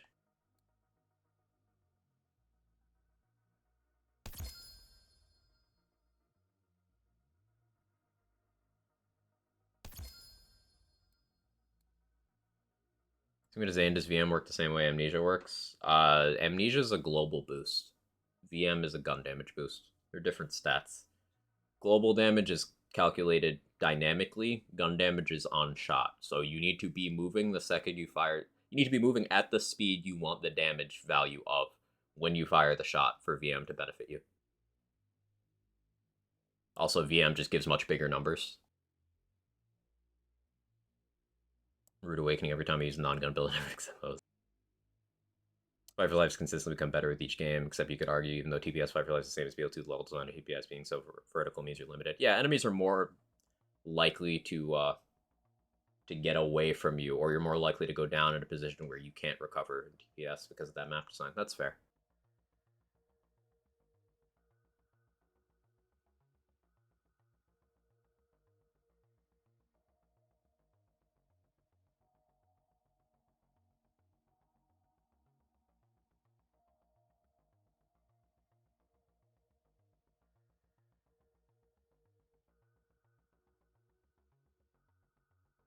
Don't mind me.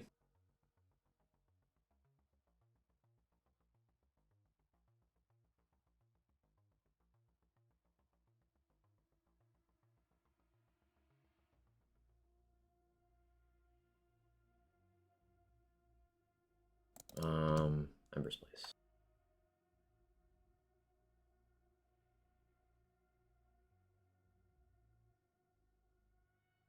What do I want on this thing, noise-wise? I guess AAC 50? Yeah. Shield Knight's a really bare slot, huh?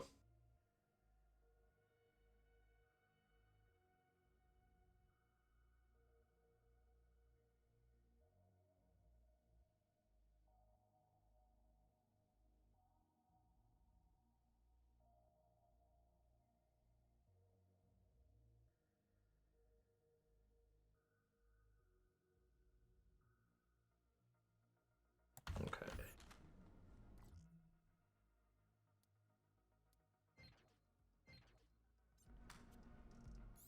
Got powdered donuts? Nice. Quiet in all caps. You know, so it's not my area of expertise. It's still not my area of expertise.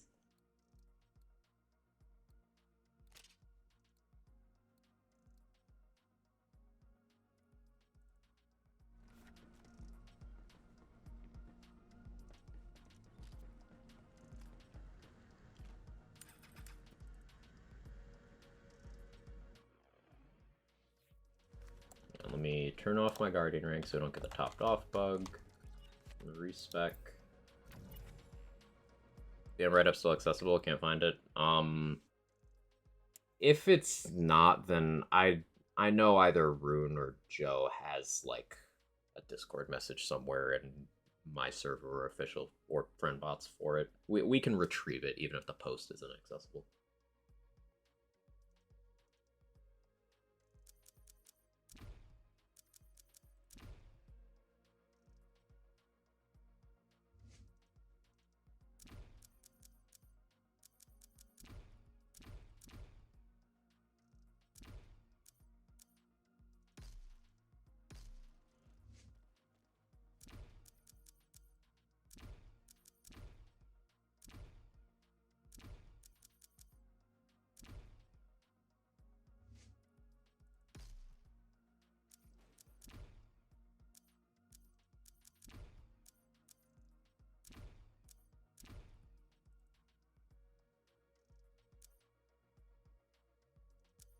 I really wish Explosive Fury worked. It'd be so nice. So yeah, I guess I need to invest 5 points without touching these. I want to get a different flame as well. I want one without Nitro Engine. So I guess 4 really big guns. One running on fumes. I guess I don't even necessarily want running on fumes, huh? Just 5 really big guns? Yeah, I'll give myself that too. The write-up saves, realize it's not a Vault Hunter Hub. Original plan was to split it from Urology. Don't see posted. Not there? Oh, okay. Oh, no, not there in response to Butter. Cool. Build, should you say take any points from Black Purple Tree? Stuff with a pet focus. certain shield shenanigan type stuff. Builds with guns that require very high amounts of reload speed have a case for a few points. Builds that want to benefit from Throat Ripper with, say, Atomic Aroma, but almost none. Like, if Explosive Fury worked, it would be perfect to get down to this next tier without taking these skills, but because it doesn't, I have to take either the skill that does nothing or the skill that gives me gun damage when I don't need gun damage. So we're taking the gun damage skill. Weird.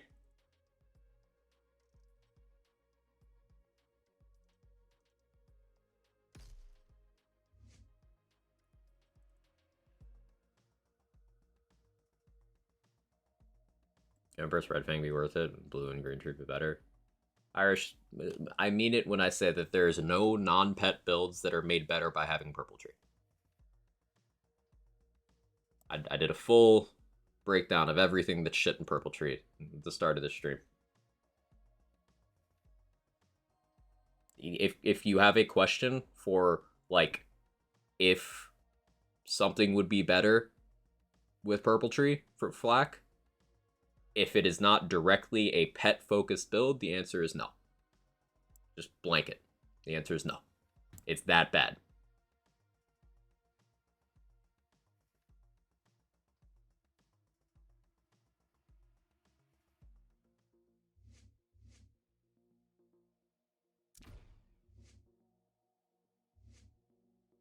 In terms of points here, I want TCP and Auto Bear, I guess. By going no deadlines, I do free up some things. I guess Means of Destruction, having one would be good.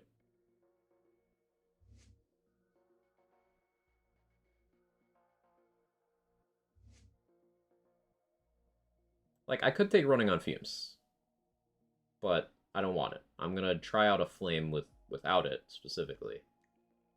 Because I don't want that. I guess Superior Firepower, but, like, I'm not doing anything that would benefit. Does this status damage apply to Iron Bear? It says Moe's or Iron Bear, so, like, in theory it should. Guess we take TCP because it's the no-brainer. I take Auto Bear. That leaves me 1 point. I can do Vampire.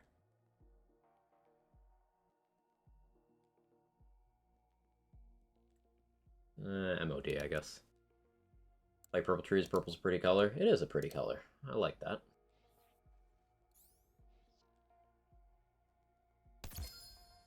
What was the other thing I needed? Ah, Flame.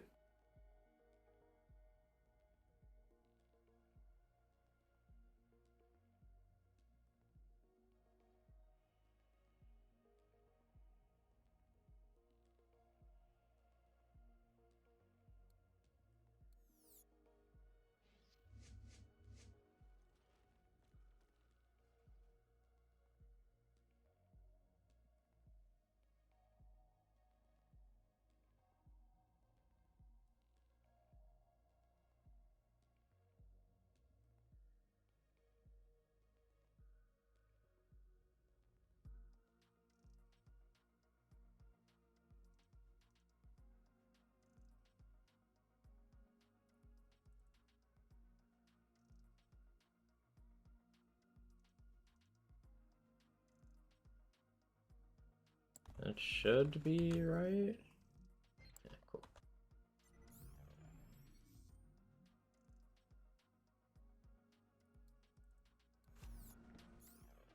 One of 3 MOD isn't so popular with many skill points, but oftentimes more efficient than 3 out of 3. Yeah, because, like, it's just a matter of having the interaction available, even if you need to forcibly iterate it more. And with the number of explosions happening, it's like, fine. And I don't need that many grenades. I just need a way to sustain my piss. I love Borderlands sentences. Okay, let's see how this works out. Like swapping out Ember's Bleed with Red Suit and Firepower could be really good. Yeah, that's an option, I suppose.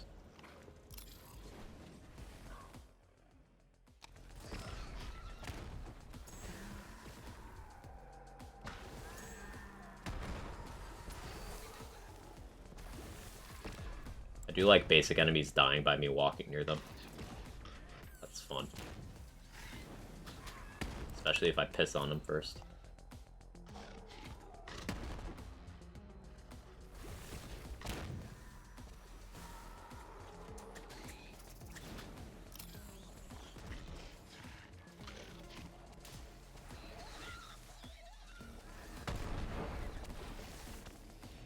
P up.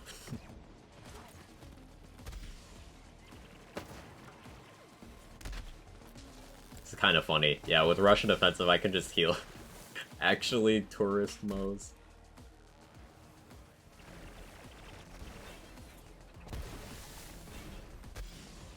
I think red suit would be better here. Oh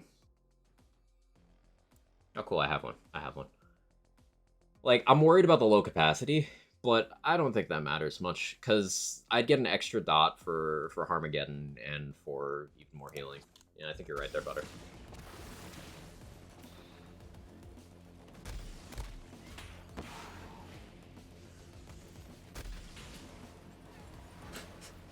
Sprint in circles in the build. Oh, I pissed myself.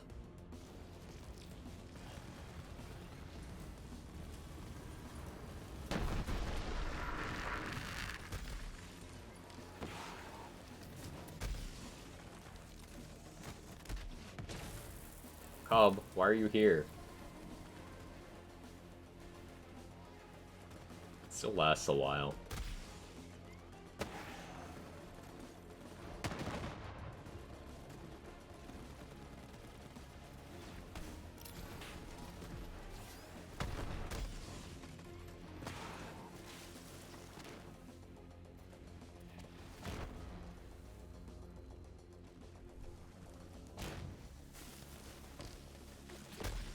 This is peak Borderlands right now because I've minimized the gameplay to running in circles.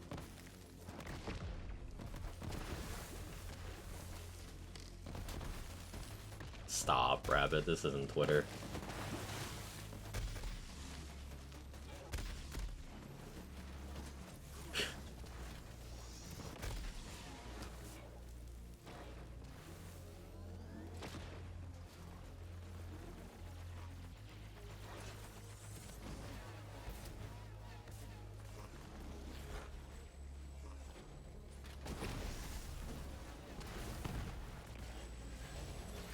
It's very funny how fast that triggers flame. POV, you got a little disciple risk rig too. Yeah, pretty much exactly what's happening.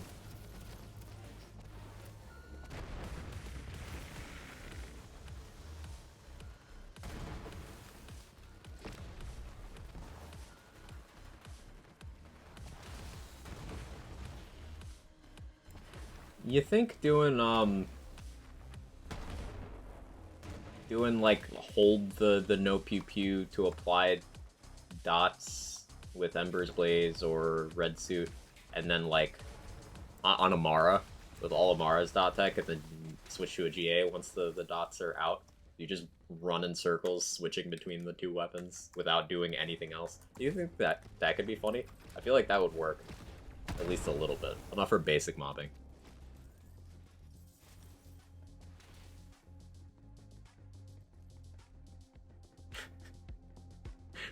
Rabbit, thanks for the Prime for the 28 months. I appreciate it.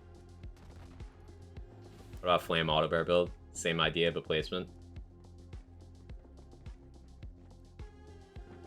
I like it. Just run like Big Bear and set it up, and then just do this. I don't think I'd even have to change anything. I could just do that now.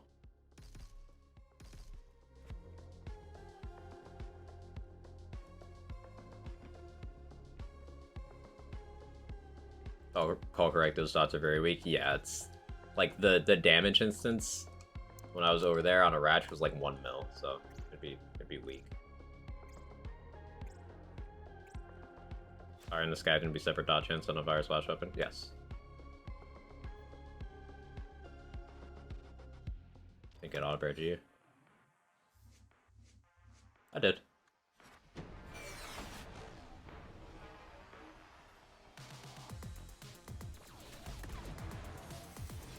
forgot to jump.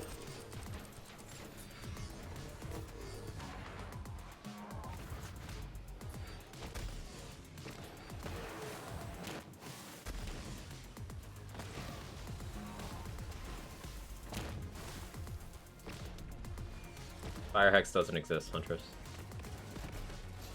You also don't need it. Any Hex. You have bonus elements.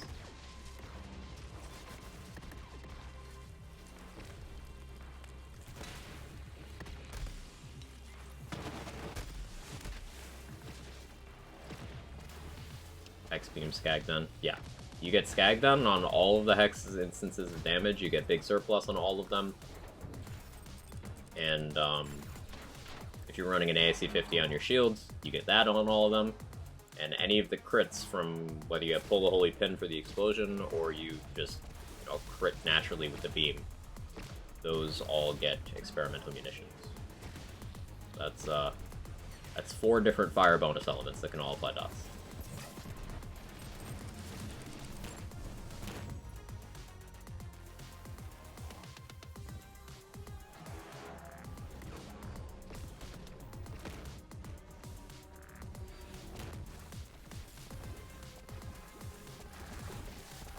Bionicle.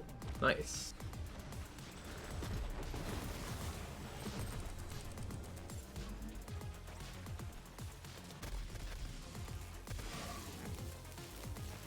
What if I ran the enter exit Nova on this?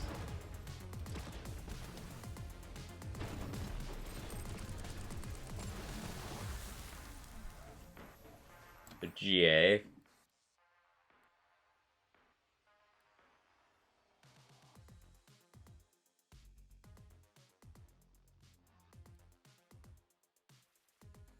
GA with Railgun Anoint as well.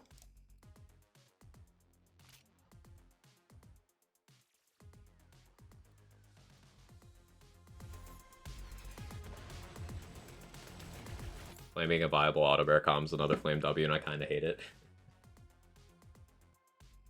I want a red suit with enter exit Nova.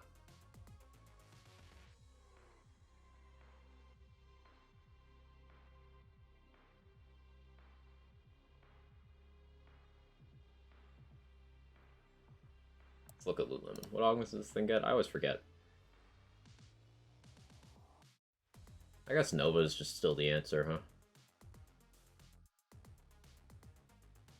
Safe space would be the only other real option. Yeah, alright. Got to reinstall BL3. Let's go.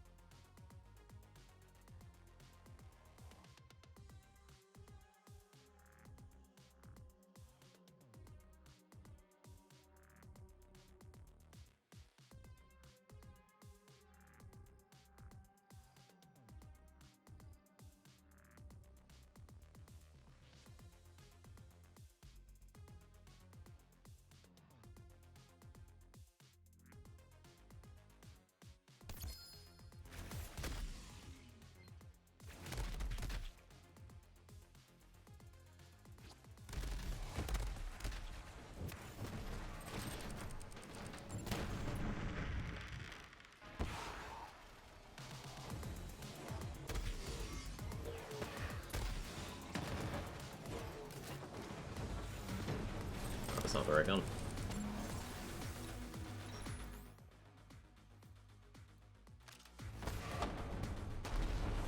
Auto bear, can you see that?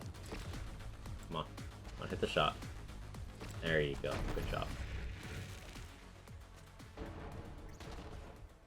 Cigarette smokers are arguing with the weed smokers on who smells worse. Just another day on the internet, I guess.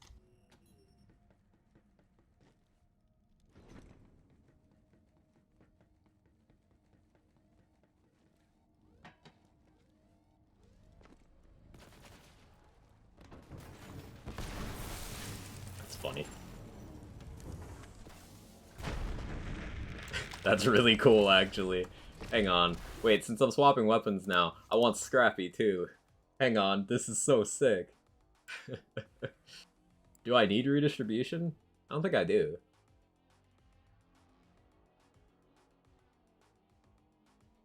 I could pull redistribution for one Scrappy, but like, where do I get the other points?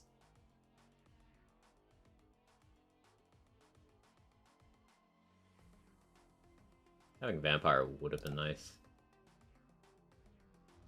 Don't make me hate this more. But it's cool, Priz, and you like it. That's what makes it funny. We made another non-gun Moze.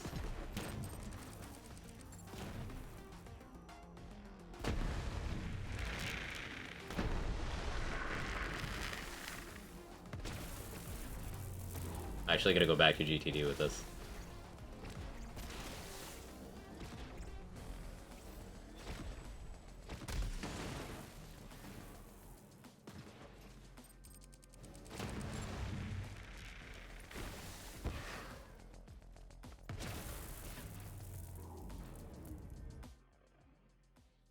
Actually, I could take that superior firepower point now. But that would only help the rad.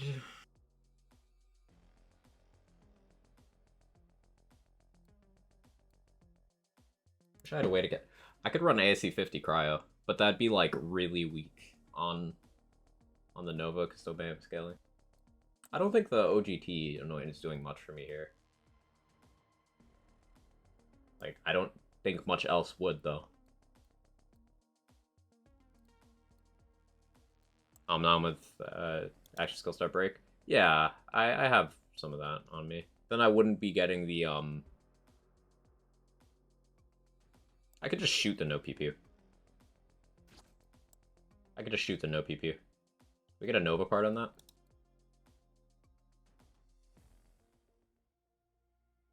Yeah, I could just shoot the no PPU. Not sure it's better, but it's funny. Cryo Omnom. Then I could take Superior Firepower.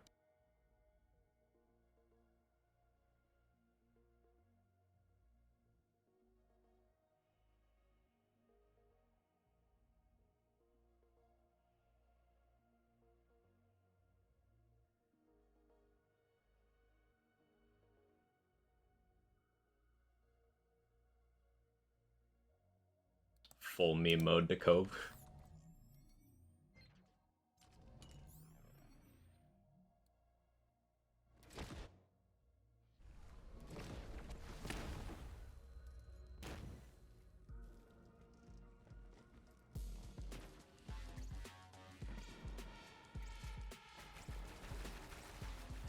On 23 spare gigs of video files I forgot I had. Nice. I should really go through that same process myself.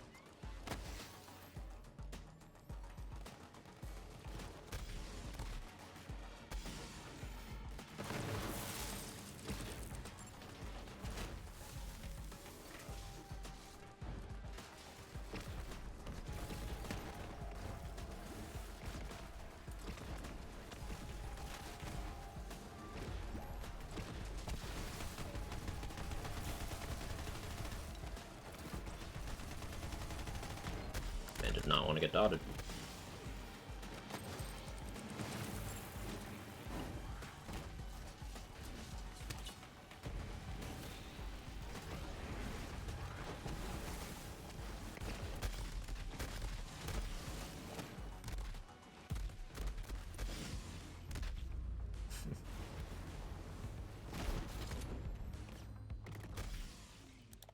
I'll leave that for now, but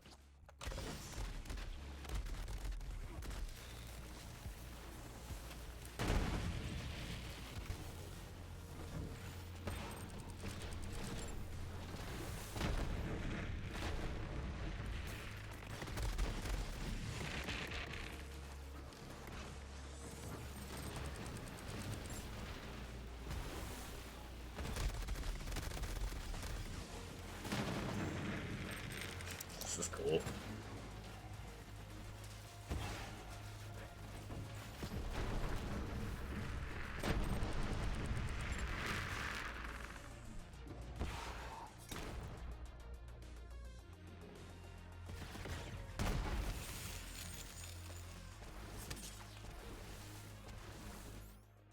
Artifact-wise, do I need Snowdrift anymore? What else would I benefit from?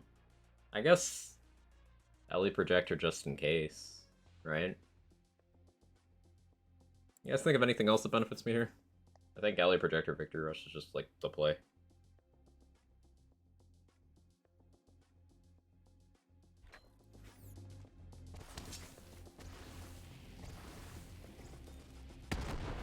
I should also get a lower level piss.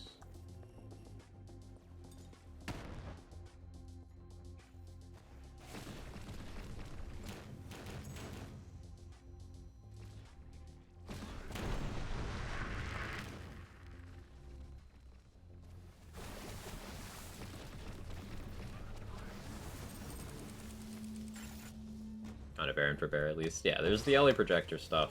Still gotta confirm Flesh Melter, but that wouldn't help here anyway. Yeah, Projector's just, like, the best case.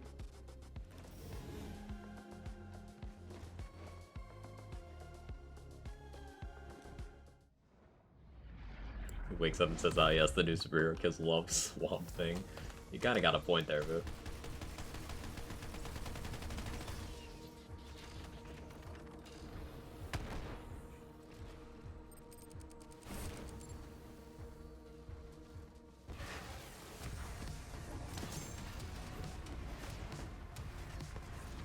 On Auto Bear, you got this.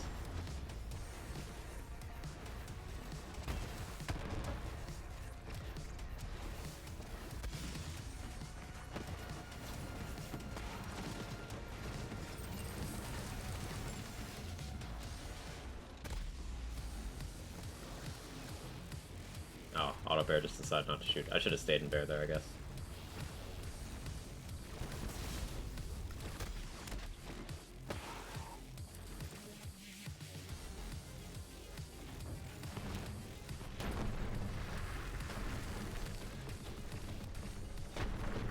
Alright, this build's fun. I miss Woden. Woden's right there. See? This build's fun. I like it. It makes me happy. Yet another BL3W. The gift that keeps on giving. Theory crafting W. Mo's W. Non-gun game W. I've killed Woden in 3 months. That sounds horrible. I'd be going through withdrawals.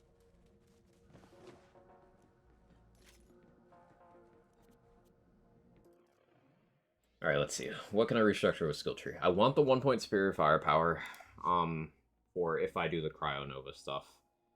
Having a point in Vampire would help me survive a little bit better, but that hasn't really been too much of an issue.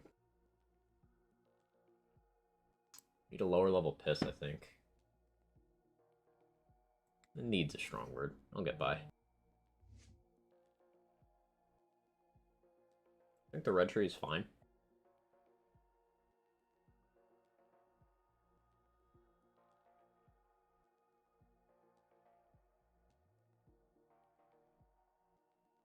Yeah, I think that's fine. Scrappy would be cool here, though. So I guess moving Redis there. 1-point Scrappy, that's 16% swap speed. And the mode swap speed. Because COV, that's good too. Guess the gun damage from Harmonious Havoc doesn't hurt. Oh, I only have 1 fire thing. Never mind. I guess it helps the Plasma Coil.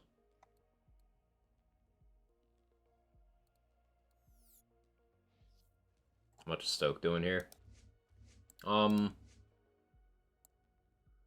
know, it boosts Skag then. So, an amount.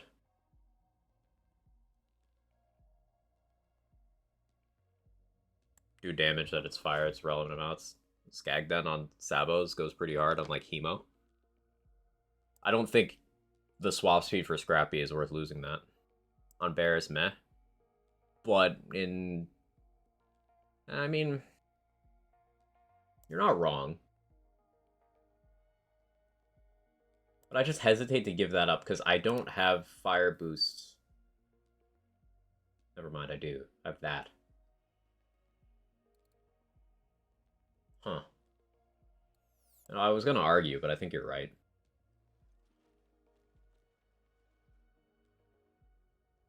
Mr. Cloud's playing BDLS3. Glenny, we made a new Mo's build. Flame Auto Bear. Flame Auto Bear non-gun Nova spam. It's so sick. Also, the skill tree is all sorts of fuck. You're gonna love this. Ready? You see these two good skills here?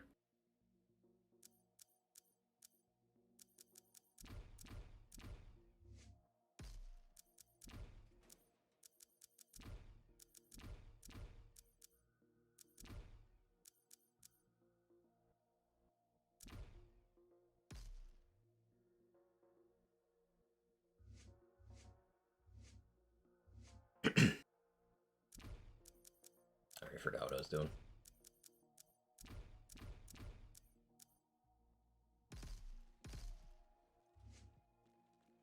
Okay, it's that. Now the blue tree part.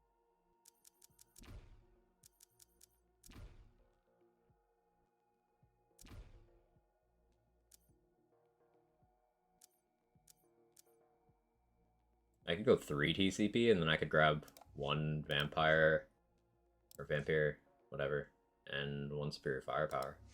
Well, I kind of like that play. Yeah, we're doing it. We're doing it. This is getting weird.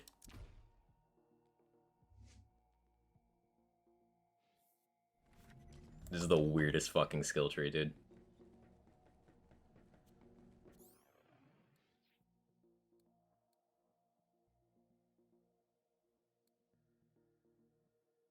Do I want OGT here? I don't think I do. I guess ASC 50 makes more sense.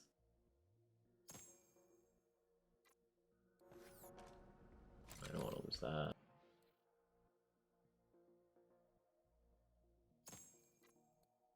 Up to the last edge, yeah. It's like a Valentine's nails, throws our glitter out a window. Understandable frustration.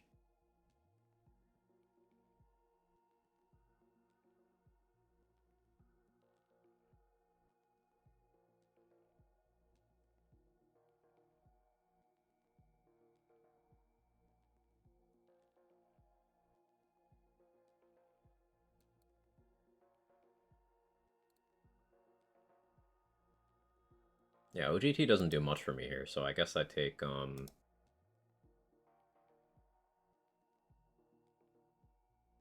I know what I take.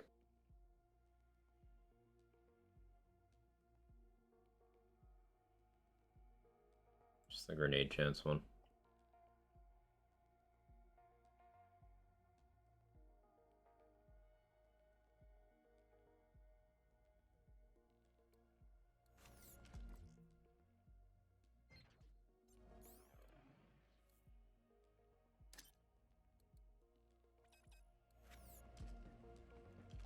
Okay, let's go to GTD with this shit.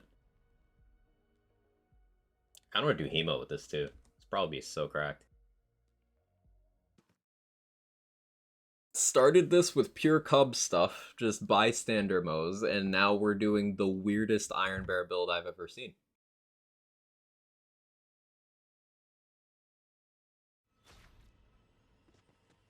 Life comes at you fast. What are you doing? Watch.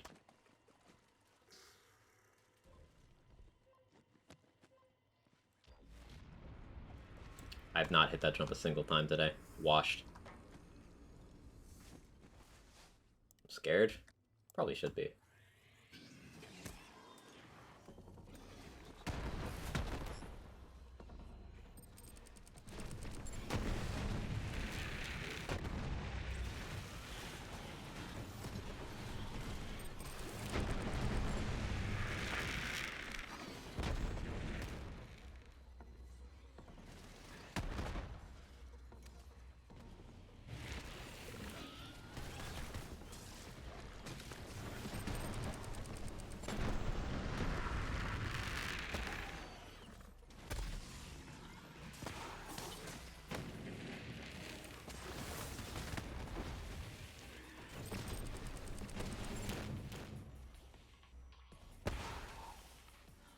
That Nova has a range. Yeah, the shield aura keeping TCP permanently active is Haha, funny. This build's fucked up. Yes.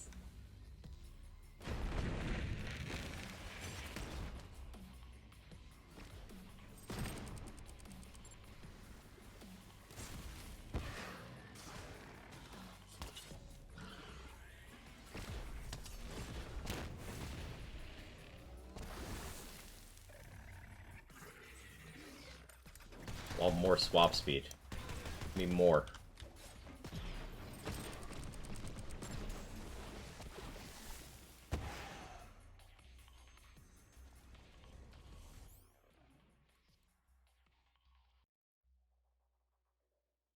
I'm gonna go with Snowdrift anyway.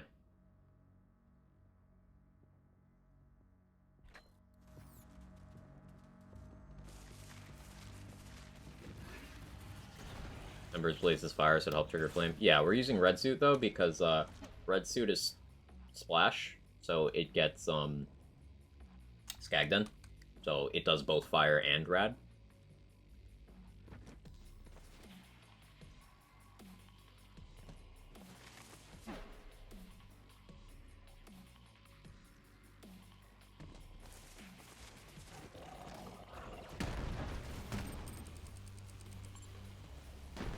Red suit Nova spam with auto bear clear.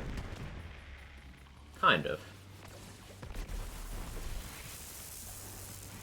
Auto bear is the main thing, it's just we also get Novas every time we go in and out of Iron Bear. And we have flame to just have no cooldown at all. So we just shoot sabos during the forced downtime while we wait for the bear exit animation. And see, my cooldown was back before I got control.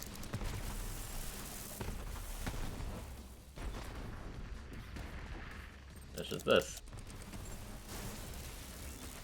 Obviously, I could let Auto Bear cook for a little bit if I don't want to spam that many times on one pack of enemies.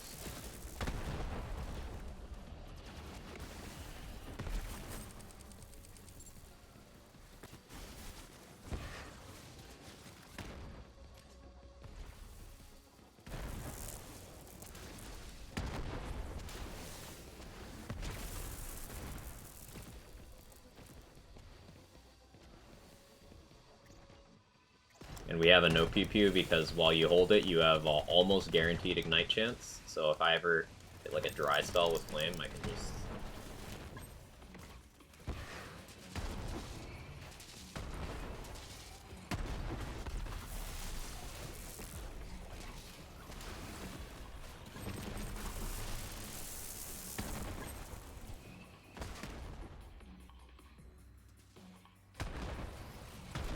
Auto bear spam seems fun for repositioning easy. Yeah, that was one of the ideas behind it. Thank you, Chris.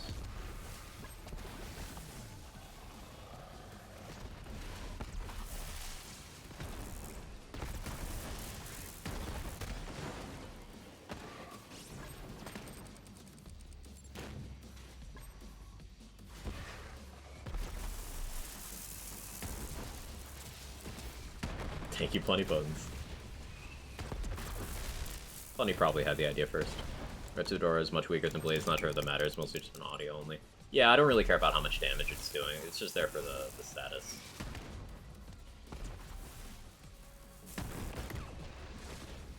It's just triggering effects. A genuine GA kill? Yeah, GA can kill.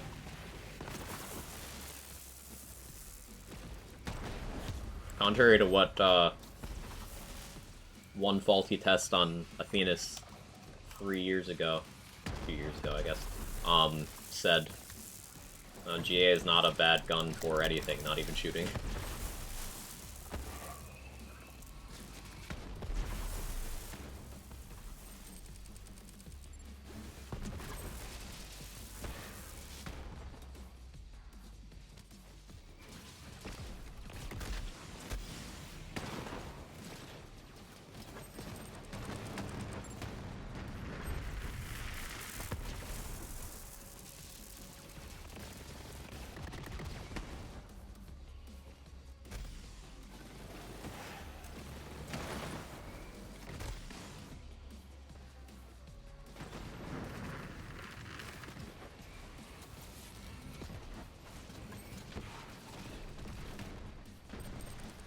It was the first auto bear stand.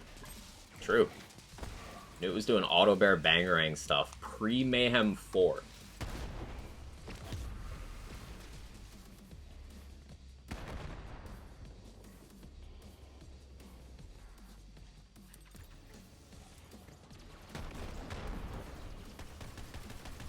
So, like, for anyone who doesn't know the significance of that, this was back in the days where people were adamant Moze was completely unplayable because the Hex got nerfed. Where Zane didn't have violent momentum with crazy values. And never had his kill skills on.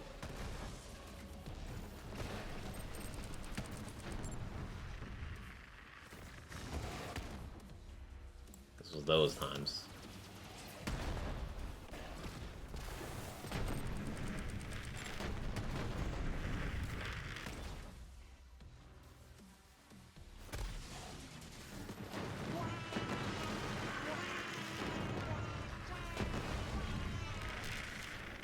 I can also just use Iron Bear when I need it, huh?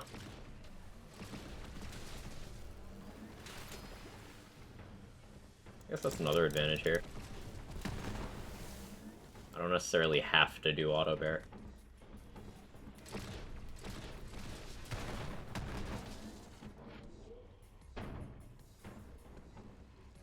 The before times.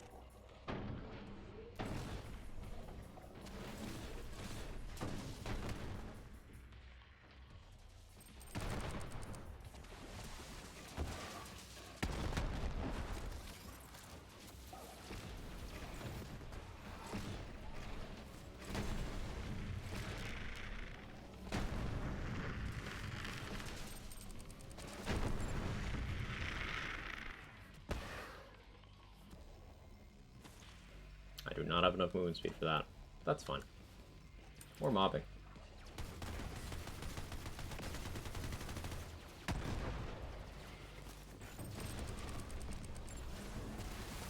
Let's play a game and see how quickly we can optimize this into Banjo Bear. Just Banjo Bear clicking Sabos.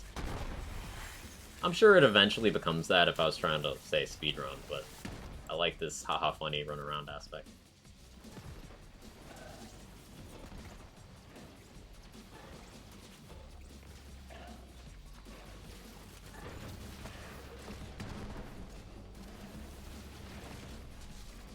I might mess around more with just clicking Sabos proper, because it's nice to just click once. Like, you don't have the weighting that you do with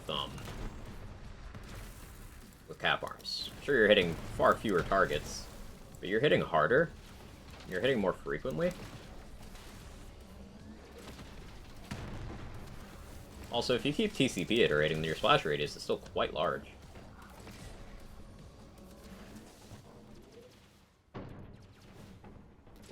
Like, there's some bosses that cap arms just don't do well against.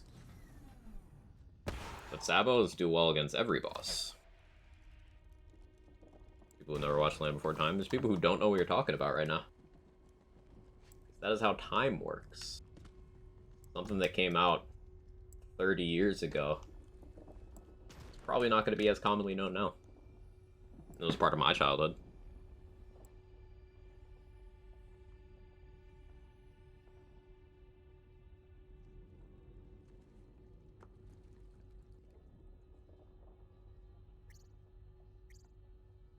Oh, that movie star, guys. There you go. Animated stuff with dinosaurs. Micro. 25 years ago, actually. Apologies. I'll do better. 7 channel points. There's worse numbers to have.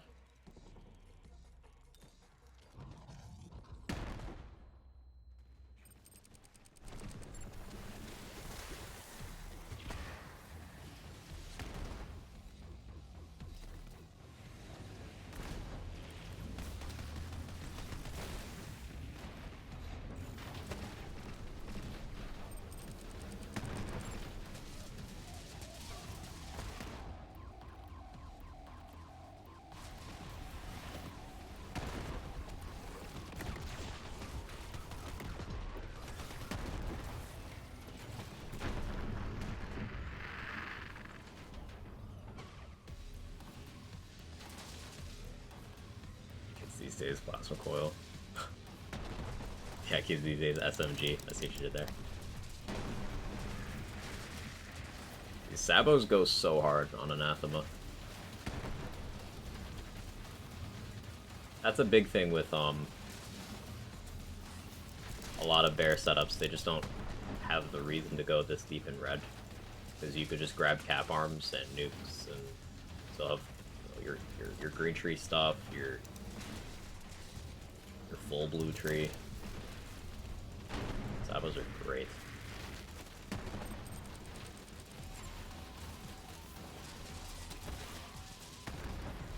That Nova went far.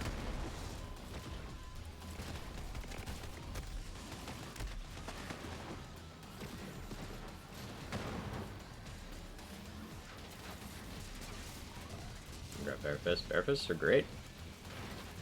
For utility. Also for fun. Doesn't even matter if I stand in the area there, because I can just free fire.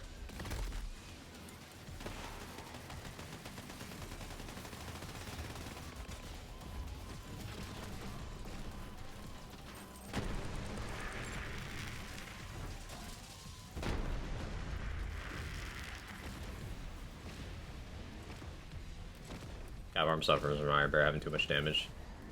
If matching meant more, it'd become more use. Well, Cap Arms is still up there for like peak clear efficiency. It's just the true like walls, like GTD bosses, True Trials bosses. That's where it no longer has enough damage to justify. But it's like the spark plug threshold, where delivery of damage beats out amount of damage to a point. I jumped out too soon.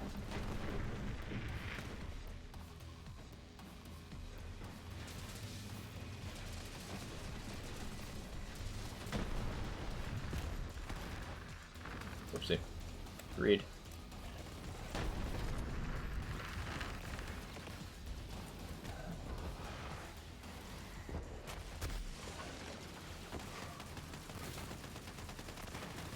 Flame? You wanna...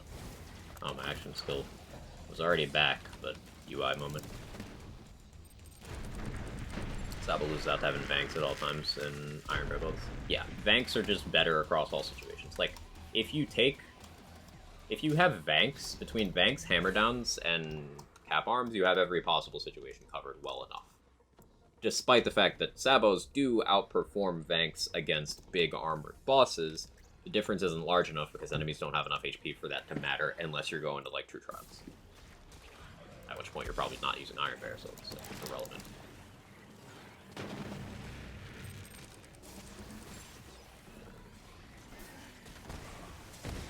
Like, if you could get Sabos without going that deep in Red Tree, it'd be insane.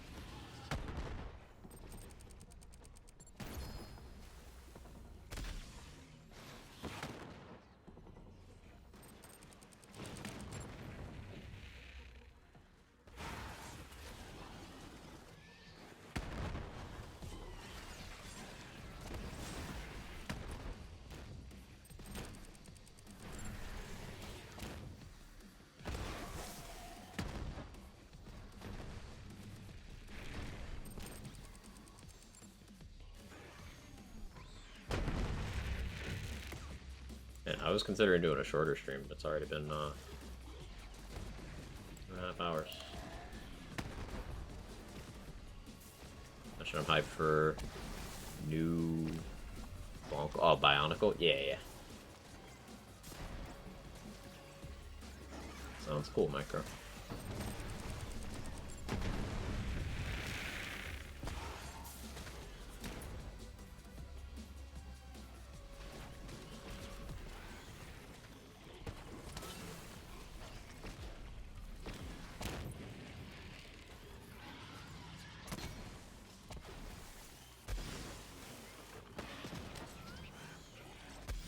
So my natural cooldown with topped off is enough that, like, I don't even necessarily need to cycle. Like, I could just not use Flame here. What do I use instead? Wait. Do I green monster here?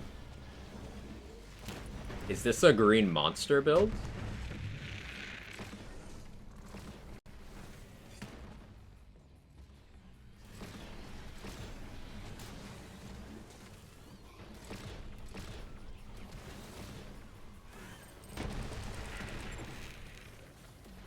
Like, when I hop out of bear immediately, I still have enough cooldown that, like, I could go without flame. Like, I don't shoot. I could just keep getting in and out using green monster. I wouldn't have as fast cyclings with this, but I could change that. Like, running limit break fixes that. I just pull MOD and Vampire, maybe one of the TCP points. And I just max limit break. I could just keep running on fumes. Yeah, I could just pull 4 points and then grab this. Remind me if that purple skill applies to auto bear. No, it doesn't. I don't think feature creep applies to auto bear.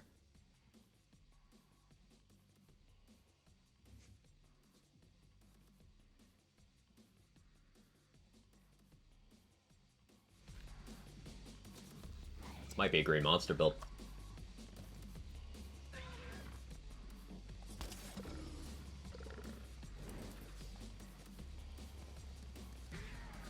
Come on, flame. There we go.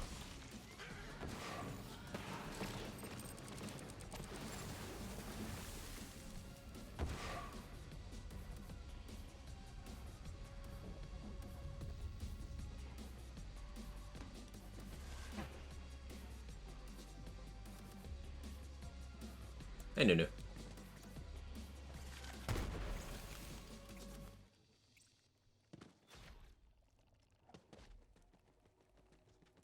On Loot Lemon, don't the purple tree skills say they don't apply to auto bear? I believe they do say that.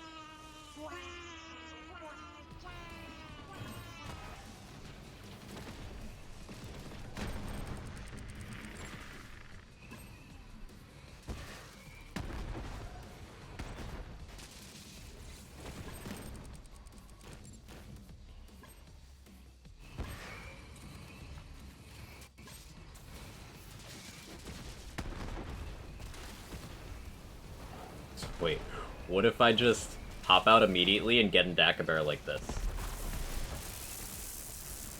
It's an auto bear build that isn't Rocketeer. It just has full uptime anyway.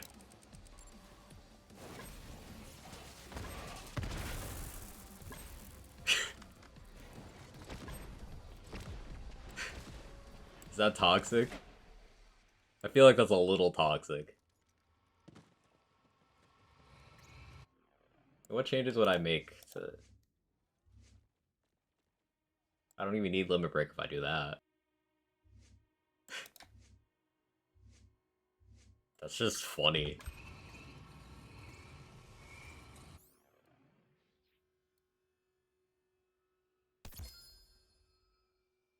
Alright, what do I need here? Yeah, green monster.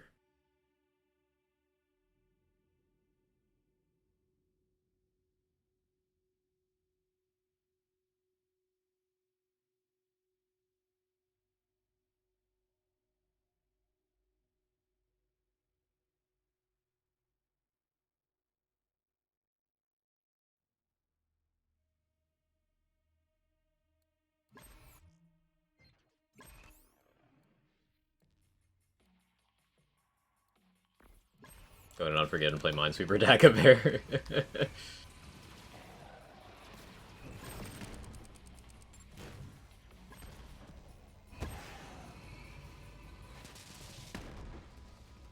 Yeah, I could just do that too.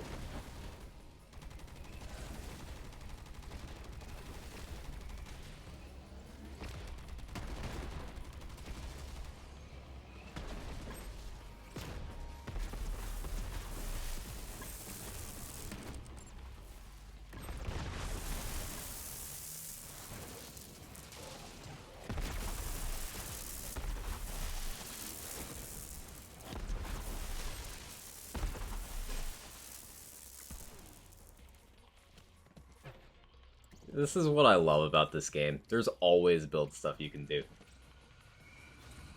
Just screwing around, chit-chatting, and doing weird build concepts. That's how I get my enjoyment out of these games.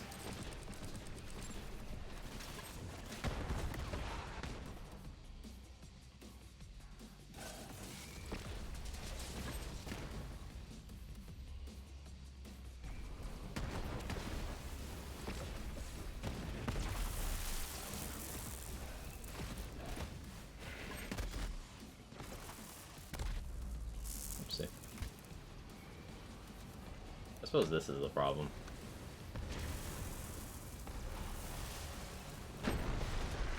I do get, like, minimal monster bonus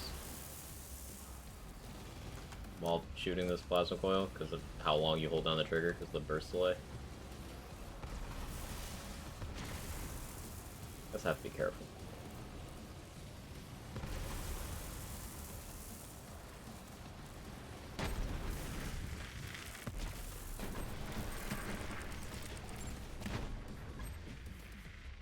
While you're in Daka Bear, the crystals charging with enemies in it. Yes, this is a known thing that happens with Daka. The game doesn't register you as contested while you're in Daka. There's several things in the Guardian takedown that Daka Bear cheeses. That specific thing is banned at time trials. There's beneficial glitches, exploits you can do related to Daka Bear in both the Crystals encounters and in the Scourge fight, which are all banned for time trials.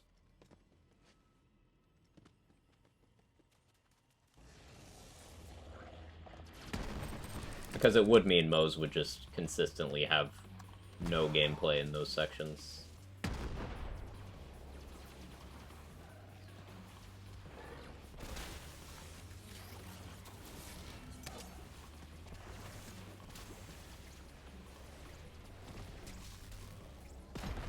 That's almost a perfect loop.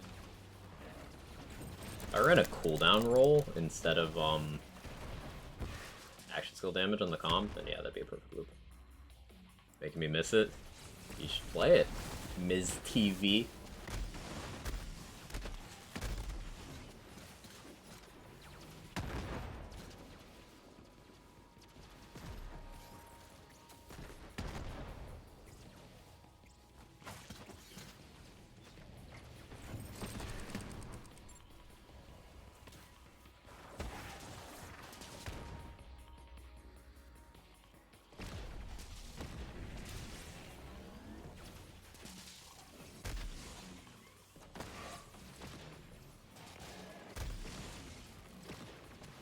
TV means Twitch viewers these days.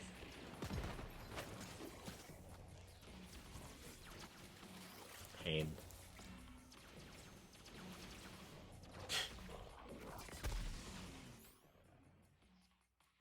TVJ Quag. Okay, hang on. Hear me out. Hear me out.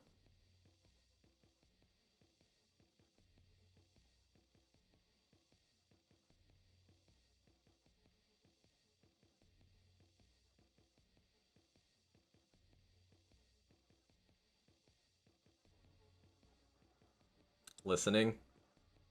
Flare comm on this could be funny. My ass is not listening. Bro, I'm on 160p. Understandable. Because, like, flare comm with this would mean we get a couple really, really omega ridiculous sabos. And we could just keep resetting that. Why flare? Because damage while we're in the bear. It'd be funny. Like, there's so many comms that fit this. We could go Minesweeper and just, it'd be silly. Like, the Moe's class mod moment. They're all fucking good.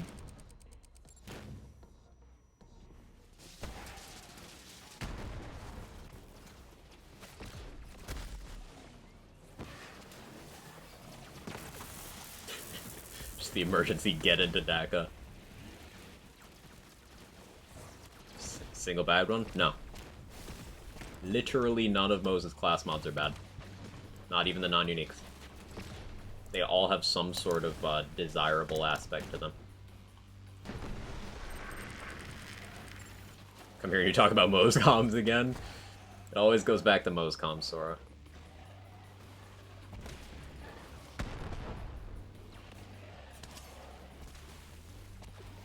Firewalker is not bad. What about Firewalker makes you think it's bad? Or are you saying it's good? If you're saying it's good, yes.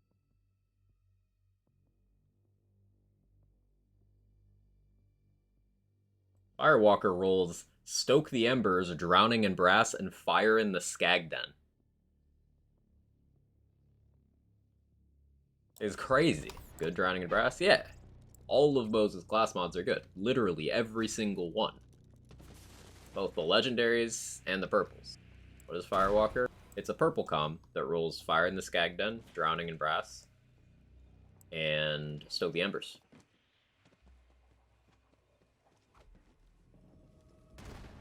It is incredibly good. Go back to trying Flame here. Or I could try Minesweeper.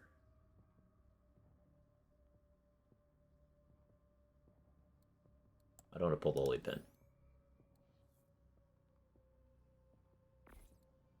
Hold the Flame.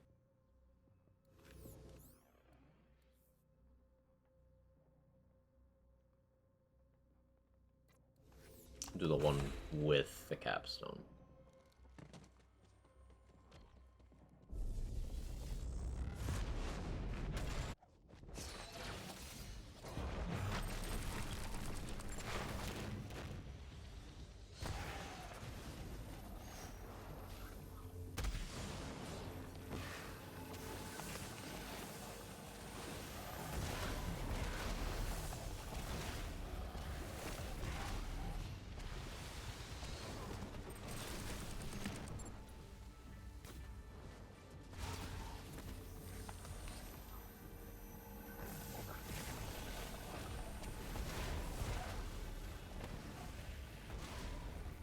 I don't need Flame here.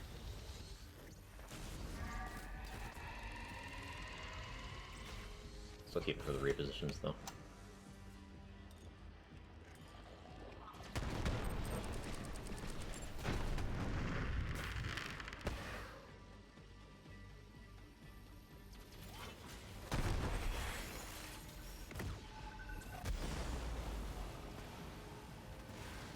Oops. Auto bear, kill something. Oh, okay. You can teleport out. That's fine.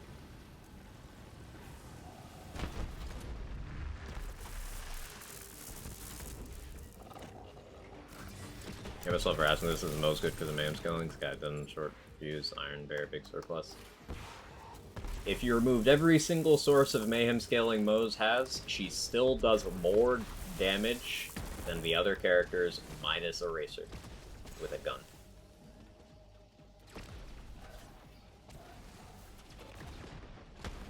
She still is competitive with Flak with grenades without a single source of Mayhem scaling.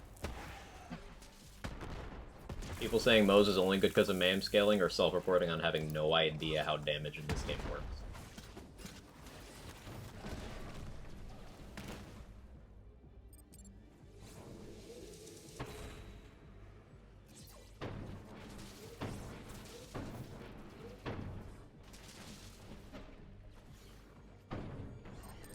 She's just strong. She's just strong.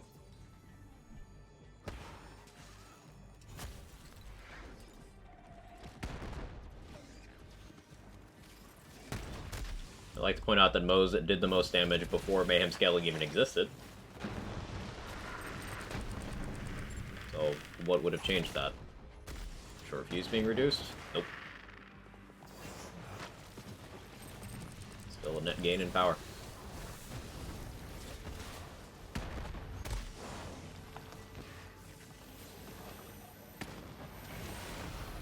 God, she sucks. Hex got nerfed. I remember when they first gave Skagden Mayhem scaling. and it was suggested on Twitter by people who had already quit the game that you're not a true Moe's main if you wanted Skagdender. That was a fun week.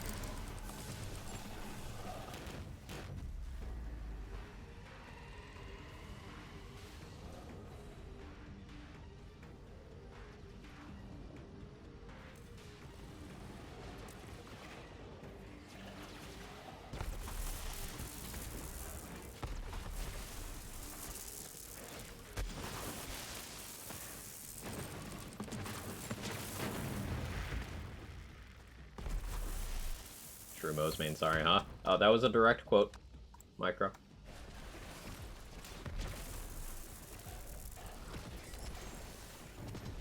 If you know, you know.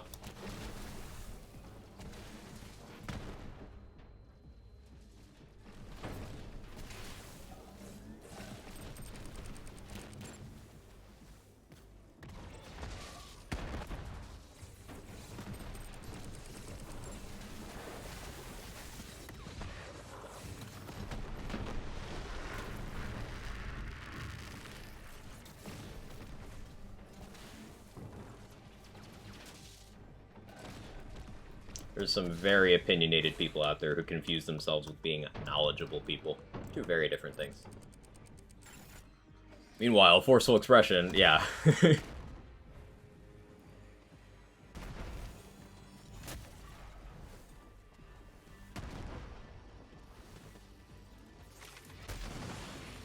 Not a real Zane player if you want a commitment nerf. That argument was made too.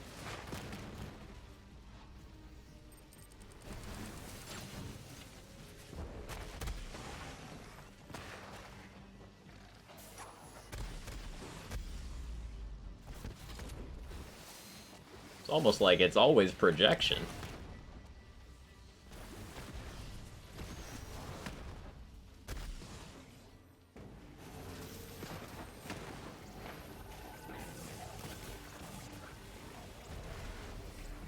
Honestly, quiet for me, it's kind of hard knowing damage form and how it works. I don't really know some because I watch you and lazy, that's why I ask. Oh, yeah, no. Asking questions like that is always encouraged, Prince 4, because you are out here trying to figure out how things work, and that is a respectable attitude, and that is the right attitude. The thing that irritates me is people who don't know how anything works, don't bother to try to find out, and view themselves as knowledgeable, so they just spread shit, and then that stays circulating for years. There's so much misinformation from content creators in BL3's life cycle, from people who never bothered to fact check a single thing they said, never took down stuff that they put out that was proven to be incorrect, who are still seen as authorities on this stuff. So, like, there's stuff from 3 years ago, 3.5 years ago almost, that still is held as, like, common opinions in the community because that stuff maintains reach, and it's just so fucking annoying as someone who really likes operating in a space where we, you know, are in reality and operate on facts. It's just annoying. Hey, I am Kat. How you doing? Welcome in.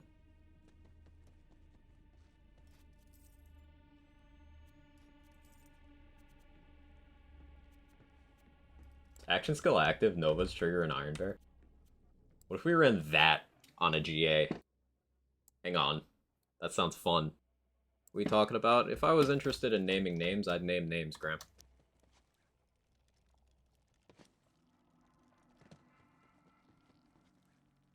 I do not use my platform, despite what some people think, to attack people and drag people through the mud. I call out behaviors that I find problematic.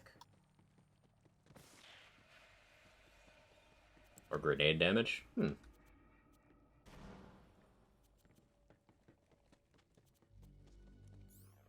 Sorry about me, feels strong, man.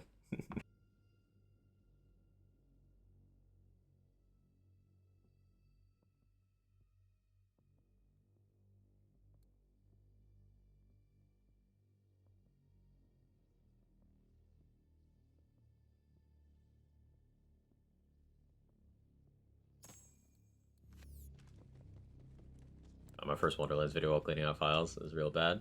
First video is always rough. Hey Raid, how you doing? Grab my lobster fact? Ooh, let me look.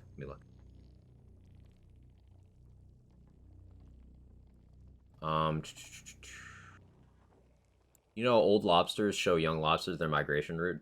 Sometimes they do so by holding younglings' claw like humans hold hands and walk long miles together. That's so fucking cute. That is the cutest of lobster facts. I suck BL3. I sucked when I started too, and then I spent entirely too much time studying how things work, and now I like making builds. Theorycrafting, yes, when we're doing some spicy bear stuff.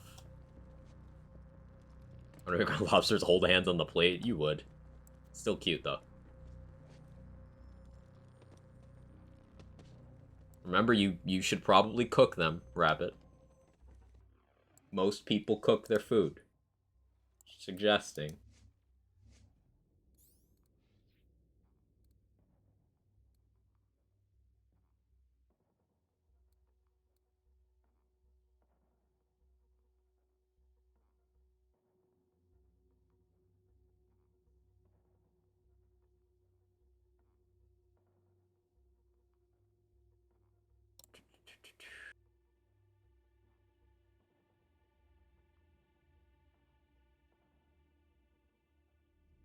I know this Nova doesn't, like, scale properly, but I think it'd still be funny and thematic to add here.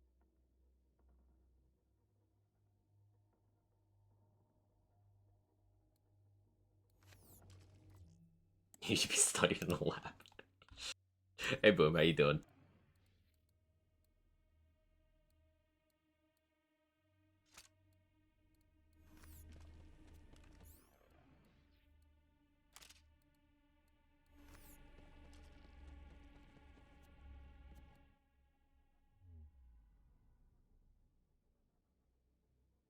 You do not need to be cooked for other people. That's what I tell them every time, Micro.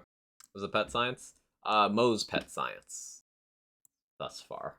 We did a pure cub setup, and it just absolutely slaps anything a pure flak pet setup could do.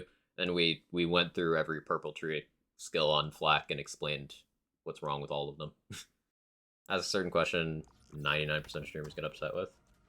What's your question?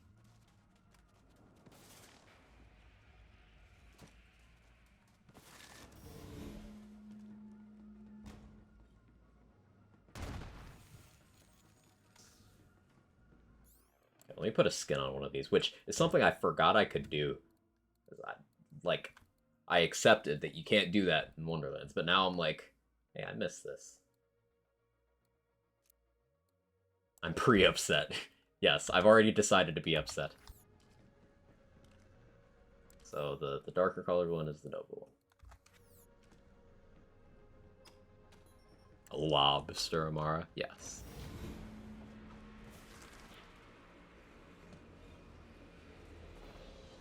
I'm upset that Stone's upset.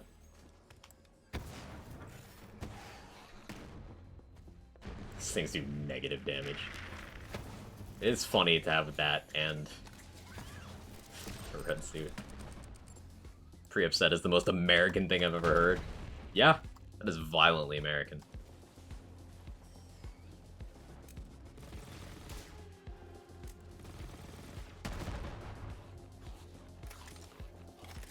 Did you have your made by someone and given to you? My what? Gear? Oh, no. So, I totally save edit. I don't farm gear in these games because I've been playing this game for enough years and my whole thing is build crafting. So why would I spend weeks or more farming an item when that is not what I get enjoyment out of? Instead, I give it to myself, and then I actually play the game. And I distribute information on how things work and provide community resources. Now, there's some people who make it their entire internet personality to be personally violently offended by the concept of save editing. And they're hypocrites. Because every community around build crafting and every content creator directly benefits from save editing. If a content creator tells you they have never benefited from save editing in any way, they are lying to you, or themselves. Probably both. Now, obviously, in a perfect world, save editing would never be necessary. But the way we address that is not by disabling save editing without solving the root cause. The root cause is farming is sometimes not feasible. Like, if you're gonna farm for an item that has, let's say, 17 different item slots that can roll different parts, and you want a specific combination of those 17, then you want a specific anoint, you might want a specific element, and you want all that before you can test the item to see if it fits your build. It could take you weeks, months, years to get that item. At that point, you're more likely to just not want to play the fucking game, right? Especially if your focus in gameplay is not checking items off a checklist, but actually using them in builds. You're just not going to have any interest in using it at that point anymore. So it's projection, and it's a logical fallacy that save editing removes motivation to play the game, because that is not true for everyone. So if people actually banned you for asking if they farmed the gear themselves, then I'm sorry that happened, and that's absolute bullshit. That is some thin-skinned nonsense. That is some irrational hatred, and you are in no danger of things like that around any build crafter worth their salt.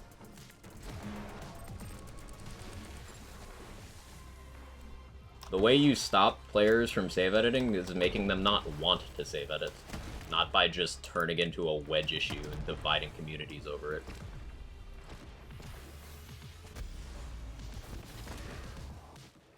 I just wish we could save it on console. Again, Graham, ideally, no one would need to, right? We wouldn't have things like the Becca where you can't acquire them again without making a new character. It's literally unobtainable unless you make a new character. You can only get one per character ever. And it's not fixed parts. This was also true before anointment rerolling was a thing. So getting a Becca with stats you wanted in general, this isn't a perfect parts issue. This is getting one you can use. Like, that's a situation where only save editing or trading are the answer to that. Or doing a full playthrough, and then doing your full difficulty climb again. Like, that's not a solution for most people. So, until issues like that aren't rampant in how these games work, people are always going to want to save edit. And yes, you're always going to have the people who do it for the sake of subverting the systems and cheating and going into public lobbies and flexing that they clicked add part 30 times on the splash radius accessory. Yeah, that's kids being kids. It's never going to go away. It's been that way since the beginning of Borderlands. But acting like it's acting like it's the cause of problems rather than a symptom of problems is some intentionally short-sighted shit. And people who do things like ban you from their community for asking simply if you farmed the gear or not, it's shameful. It's reprehensible, and it's fucking childish. So I'm sorry that happened.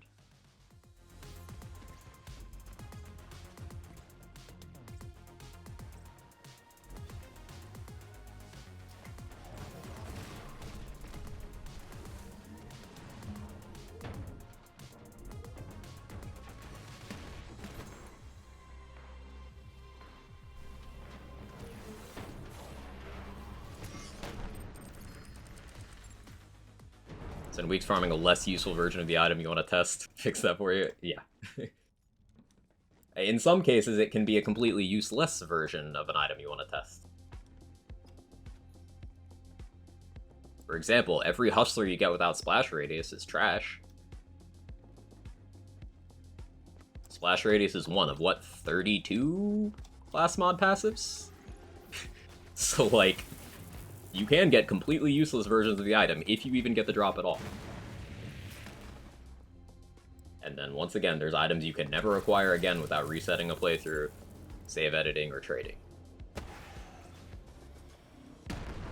And then there's some that you can't even get by resetting a playthrough. You have to make a new character. The crew challenge items. Crew challenges do not reset with TVHM reset or by going onto TVHM.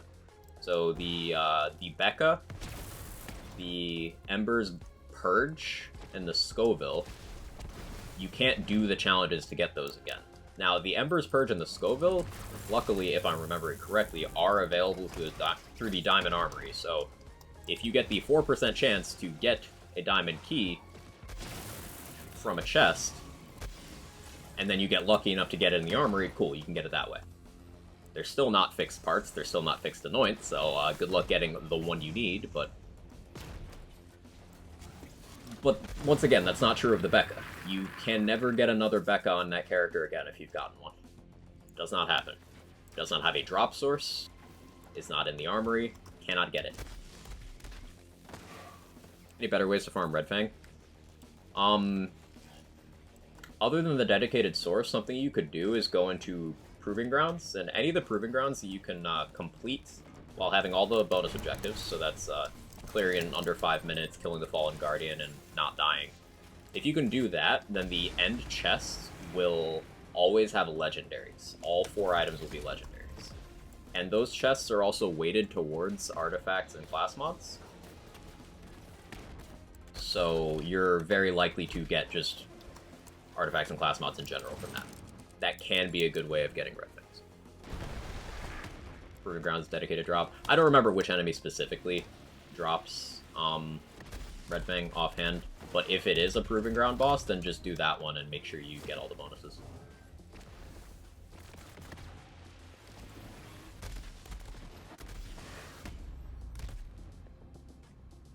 It's Instinct? Yeah, just do Instinct and make sure you get the bonuses. Because you'll have the chances from the boss, and then you'll have the chest as well, provided you didn't die, killed the Fallen Guardian, and did it under 5 minutes.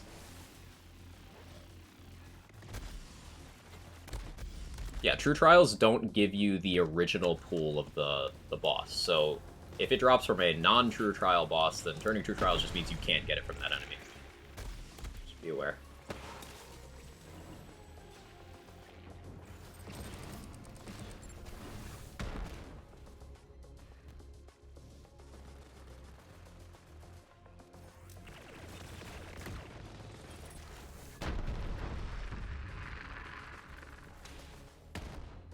I specifically try to find the minimum parts needed for build because I know farming's so bad. And people like to ignore that we've done that rune. Like, it always goes back to, you don't need perfect parts. Like, yeah, people weren't saying that. Listen to what's being said. Because, for example, the community build docs, for any build that does not require something hyper-specific to work, if you look at them, we have lists of options, because getting something specific is so unlikely that people want alternatives.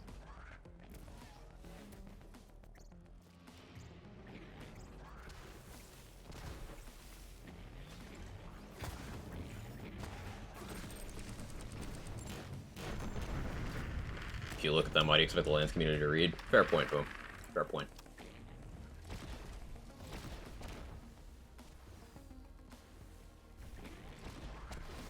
Gave up farming for a Peregrine because DLC 4 drop rates, best I got was splash radius, 2 other useless passes.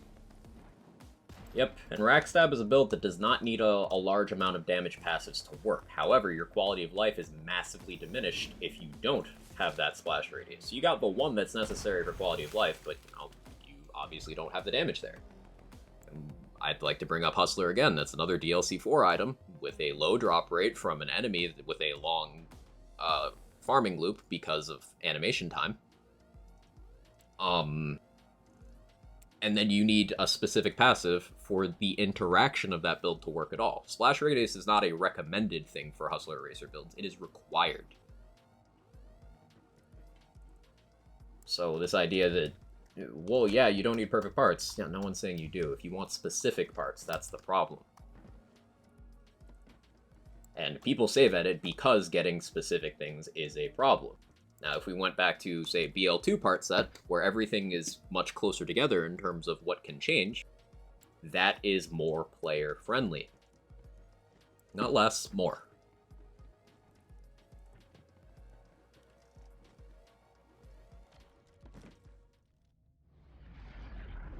Combat check, let's go, Moo. Big W.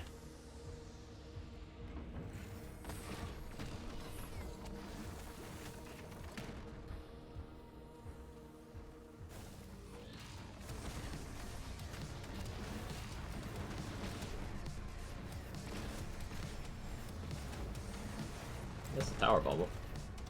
That's shit at me.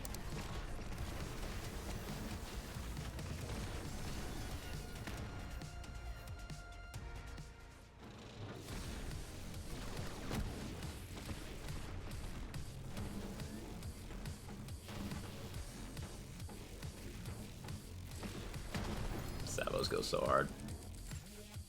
I think BL2 did comms better in terms of skills, just fixed skills instead of getting random 5-point split between skills. Yes and no. The build crafter in me really likes the option to go for different things, but if I had to choose between way too many options and no options, in the case of one item slot, I lean towards how BL2 did skills and passives on class mods. Now, I think that BL3 and Wonderland's class mods and armors, respectively, have more interesting effects, because some of those BL2 class mods had effects on top of them giving certain skills and certain passives. But they're generally pretty bland. BL3 did that part better, however, not having fixed skills, and having a very large passive pool with very large stats on those passives, I think it did more harm than good. For example, this splash passive, this splash damage passive here, I guarantee 8 out of 10 times someone says, hey, I have the build, but I'm not getting the damage you are. It's because they didn't look for things like this. Just getting one of these alone makes such a huge impact on your damage output that, like, your combined passives of your class mod and your artifact are likely to be more impactful on your output than your skill tree for traditional gun builds. They are very likely to be more impactful in a vacuum. It's best nade in BL3. Best nade for what? And on which character?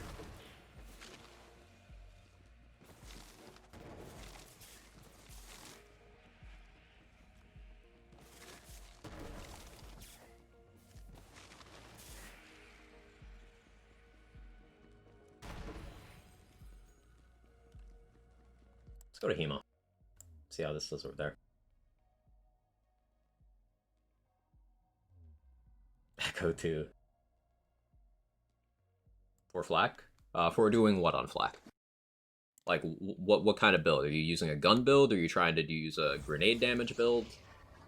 What kind of situation are you looking at? Like, you have to get specific. The reason I'm asking you so many questions is because despite what people want to boil it down to,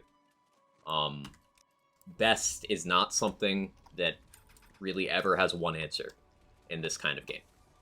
Bossing?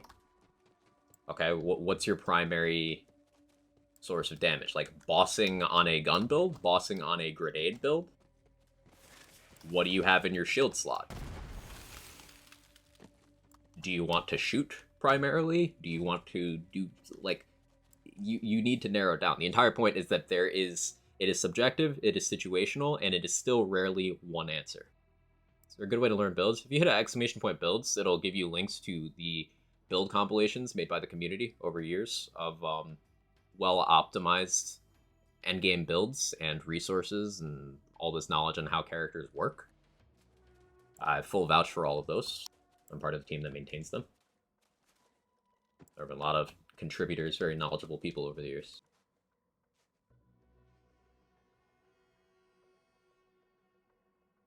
On a spark plug, were you trying to farm 4 hours on flak? It was an auto idle. Spark plug auto idle was the goal rune. Spark plug auto idle with AoE. Realtor and bounty hunter. Now, depending on your personal preference, then you're looking at fish slap is always an option. Fish slap is a just really crazy grenade. Gas call would go crazy there. A purple grenade with 2 or 3 sticky parts also is very good. A hunter seeker would be very good there as well. A light speed could do work. Like, there's a bunch of things that could fill that role. On console, can't use links. You can join the Discord server, or you can join the official Borderlands Discord server. There's links to those documents from there as well. You could pull it up from mobile or something. Like, it's not something that I can just read out to you because it's way too much information. Like, the flak doc by itself is like 50 pages. And there's lots of links to various resources and stuff, so it's not something you're going to get from just asking a single question in Twitch chat. It's a process that takes time and whatnot.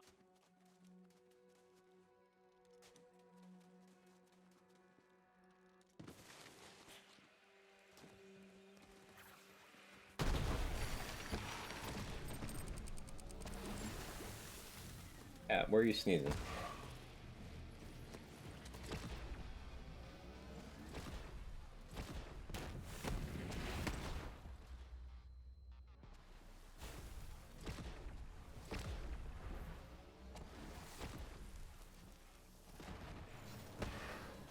I can see the Discord link I could join. Exclamation point Discord. That's my server. You can also do exclamation point LFG, and that'll give you a link to the official Borderlands Discord server.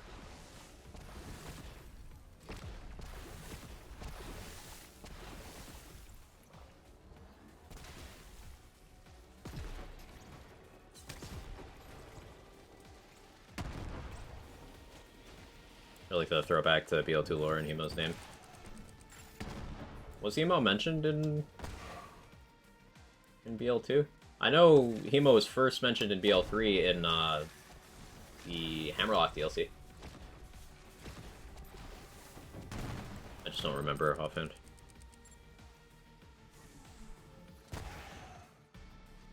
If it was in the previous game as well.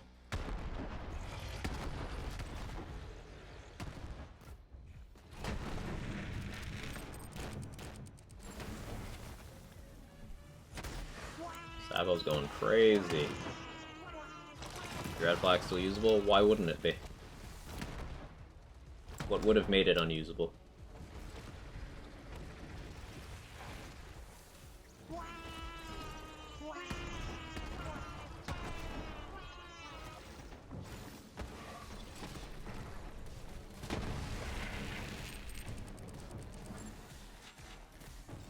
Hey, Viper. Me, I made it unusable. Understandable, Micro. Good job. Proud of you.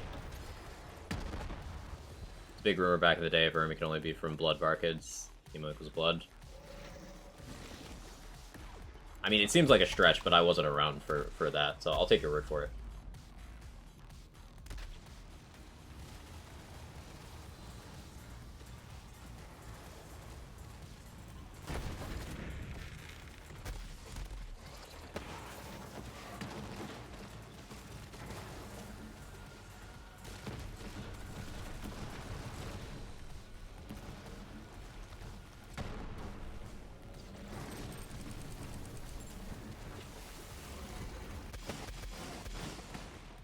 Yeah, for stuff like Emo, this is definitely less efficient than just staying in the bear myself, but it's fun. Didn't play BL1 on release day, big fan. I played BL1 release week. I walked to GameStop after school and bought it.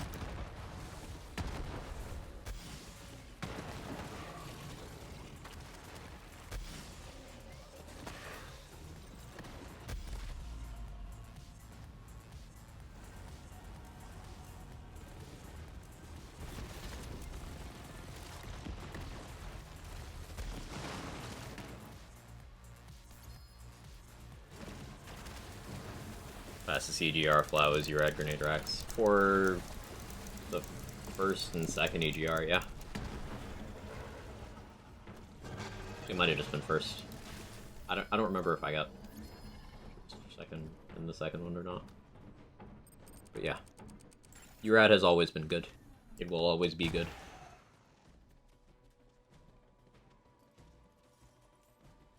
Alright, I'll be right back. I'm running to the bathroom. I've been doing the pee-pee dance for a bit.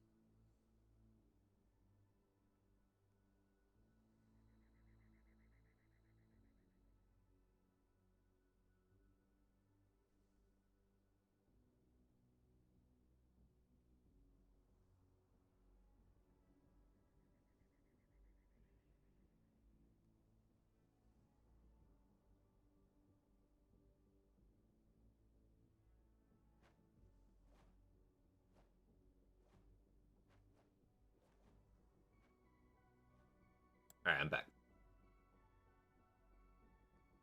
This is lazy, you, me. So, lazy, me, you. Yeah, okay, thanks, Win. What we play next? We play next. I had a couple other half-formed ideas.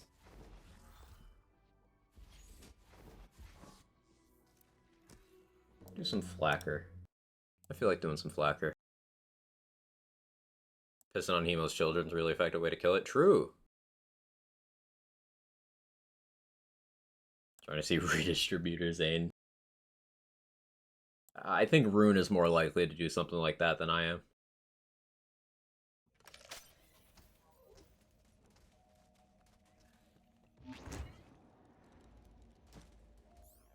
So I was doing this last time I played BL3 on stream as well, but Flacker is a really good gun.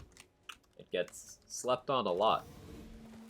Because once again, people without testing, without first-hand experience, without any objectivity, decided, because certain content creators told them the Flacker was nerfed and is now bad, that the Flacker is now bad. But that's never been true. In fact, because of skill interactions and changes to the game over time, Flacker is now in a position where it is more desirable than it was, even at the start of the game when it was one of the most popular guns. The takeaway here is always test things yourself if you're unsure if an item is good or not. If someone tells you something is bad, ask them why.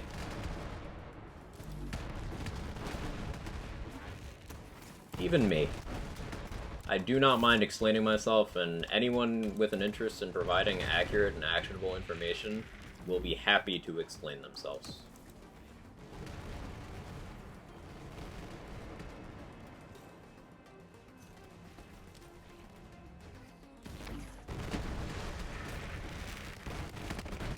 For example, yesterday, over in Borderlands Official, there was a bit of a contentious conversation over how good the Tizzy is in the game. The Tizzy is an example of a popular gun. It has some flaws that make it a little less than optimal from a theorycrafting point of view, and someone wanted to know exactly what those things were, so I was happy to explain it, because it's a lot easier to wrap your head around a topic like that and the downsides of a thing when someone explains to you what those downsides are and what metrics they're using, rather than someone saying, "This thing bad," and cutting it off there. Why is Flab bad? Because you're a bad person. Next question.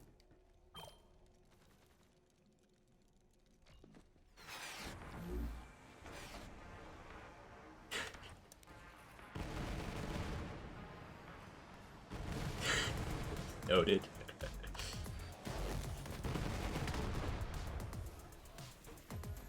All been wrong sometimes, but the big part is learning. Big part is learning and admitting it. I've been wrong regularly. And hey, I like being wrong because it means I can learn something.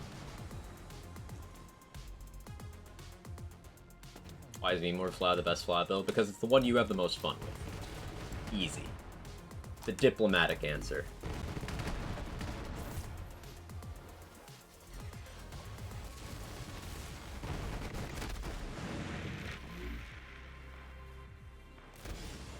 Wholesome quack.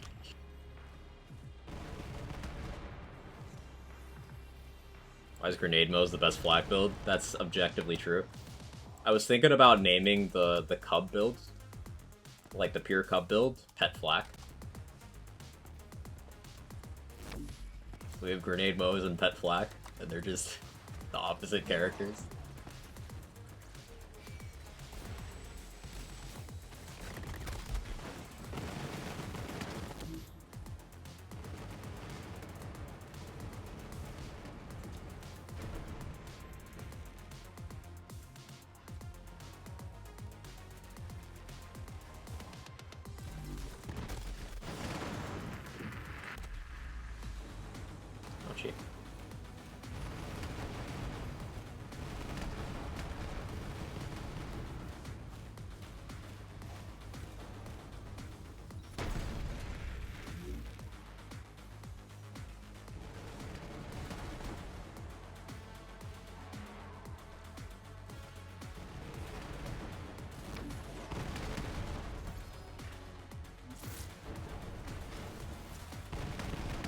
we go.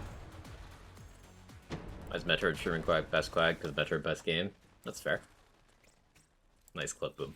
Why is Zane the best Vault Hunter? Because he's probably the most likely to eat ass.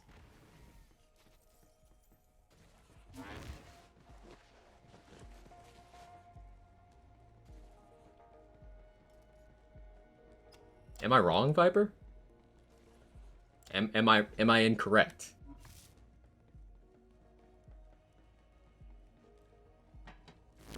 I think Flack would because I can't taste it. There's some lines in DLC 2, if I remember correctly. Flack just kind of being disgusted by the whole process of eating, so I feel like that would extend, but I could be wrong.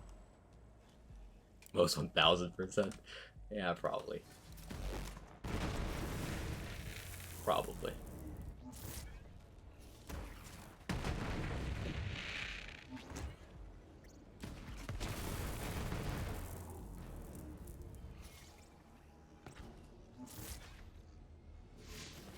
Oh, with Viper.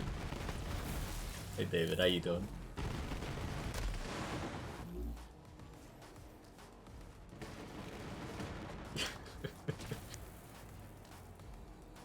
Can't join Discord, keeps taking me to some server named BL1 Sanctuary.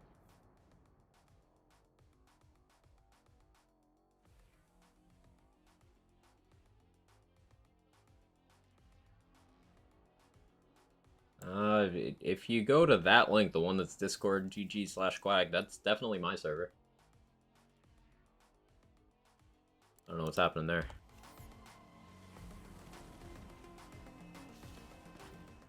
That LFG takes you to Wonderlands. Does this work? Yeah. Discord/Borderlands, that goes to the Borderlands server. Oh, this is most likely if offered to Mars. That's true. Zane seems like too much a germaphobe to eat ass. I think Moe's might be the queen of the job. But, like, Zane implies he spent a weekend with Moxie that she forgot about. And, like, that definitely happened. One of them did that weekend.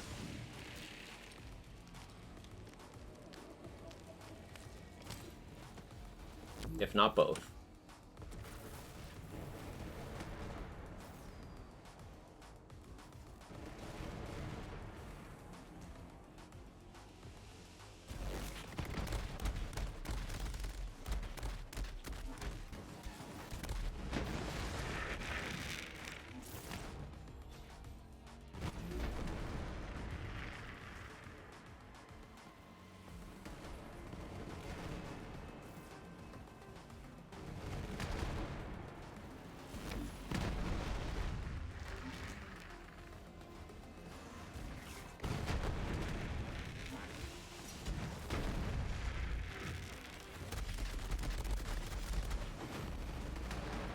Oops.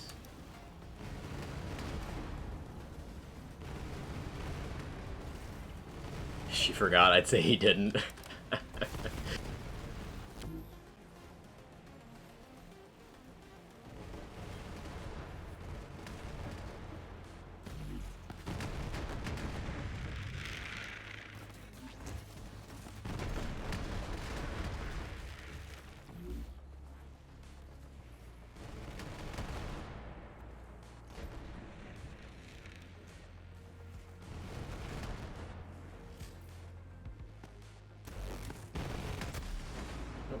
Got myself.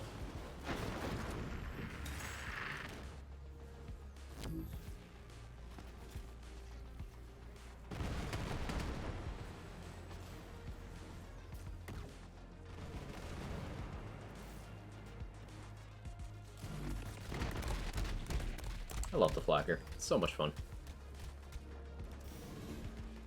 Are you with the OS? We're talking about consuming donkeys, right? Like, pet donkeys?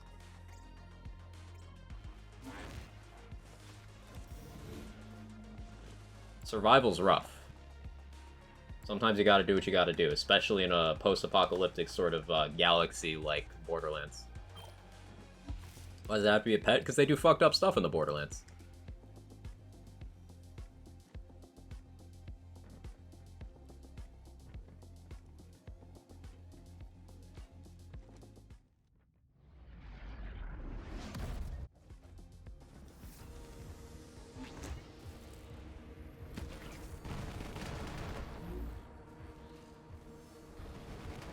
Hey, Raid, thanks for taking care of Mr. Steel. I appreciate it. Thank you, thank you.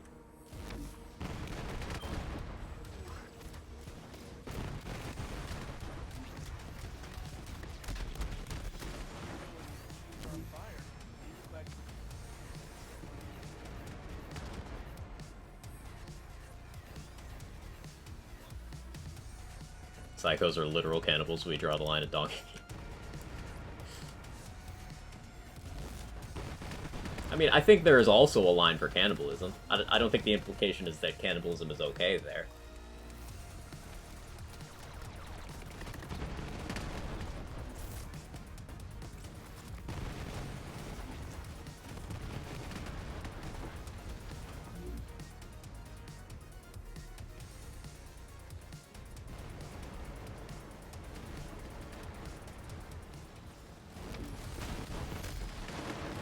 I love getting that split one shot. See, click flacker once, end face is amazing.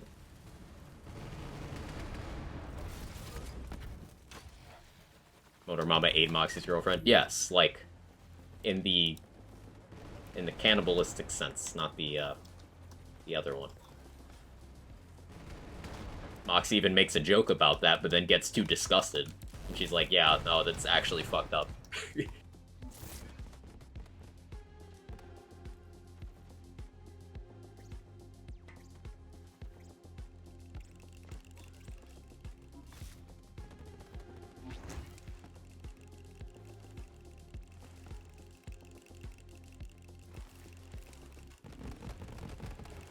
I do always have to point this out, but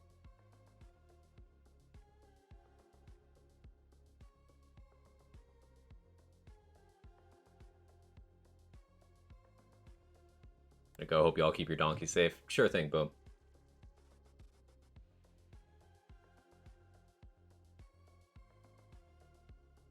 We know who added that? I don't know. Is that a code to open a door in pre-sequel? Do not remember. I believe it, though. That will never not be funny.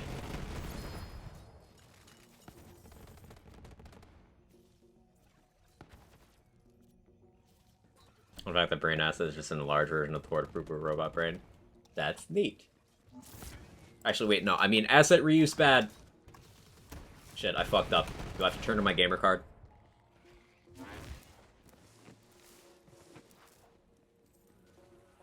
Asset reuse bad, and we should always have new things, no matter what.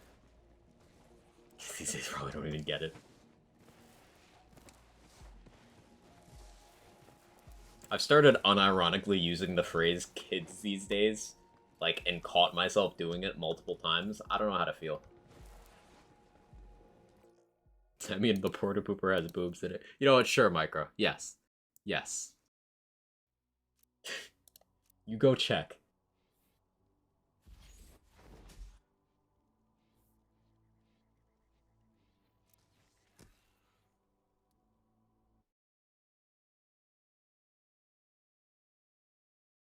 Kids these days, am I right? Hey, Ken. Kids these days wouldn't understand what it's like to get to the age where you say kids these days.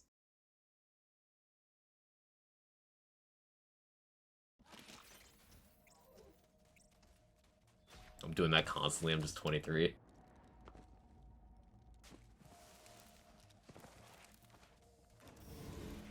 It be like that sometimes. Yeah, I was gonna do a short stream, but now I'm just like, we'll go another 10 minutes, round it off to 4 hours. Yeah, good old know you. Says reflect fun. This is bounty hunter one. I should have a 5 hunter's eye one here instead. Let me correct that.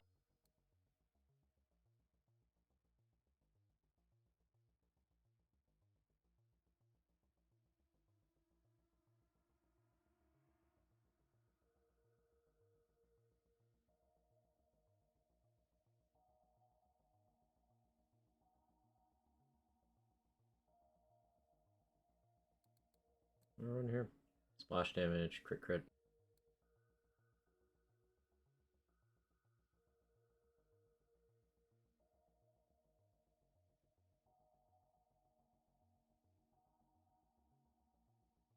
Run radius, I think.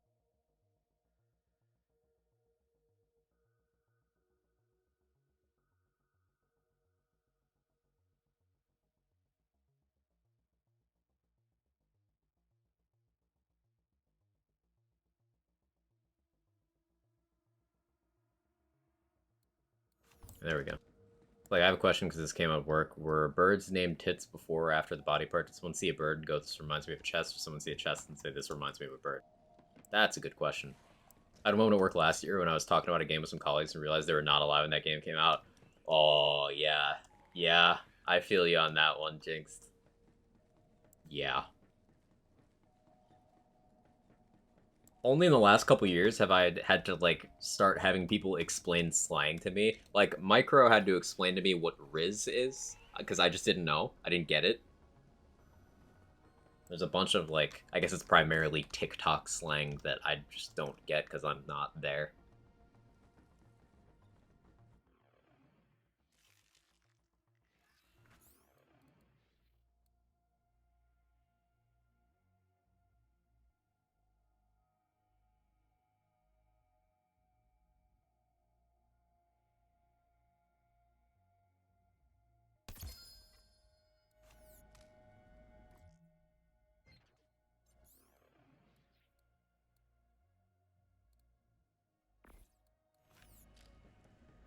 What, Riz? Yeah, it's like having game. Being able to flirt is a Riz. I don't know why they changed it from game to Riz, but that's what it is now.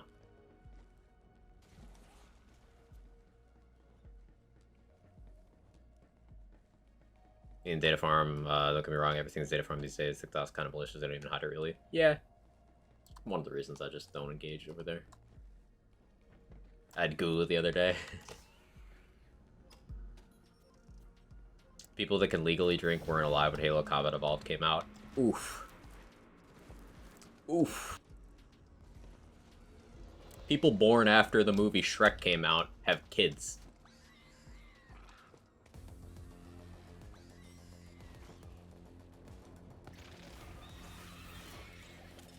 You have Riz? Yeah, it's a thing you have. When did Shrek come out? 2001? Same year as Combat Evolved. Drip was a bad thing in my day. Yeah, now Drip's a good thing. Take back my sub after the Shrek comment. Younger than Shrek. Feels old, man.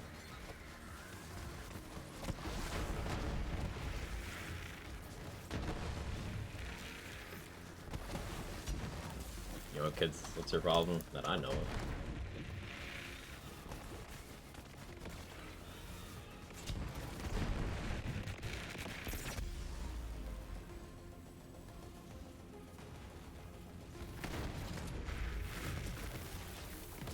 Call him Quather. Yes, you're all my children now. You were born in 2003, you're turning 20 this year. Me, that's crazy to me. Oh, so somewhat relevant topic here. So for me, 2003 is like not the year where I was like first self-aware, but it's the first year where I have like really concrete memories. So I was 8 that year. I was 8 in 2003. What's like the age where you guys remember becoming self-aware? Like able to form long-lasting memories and stuff.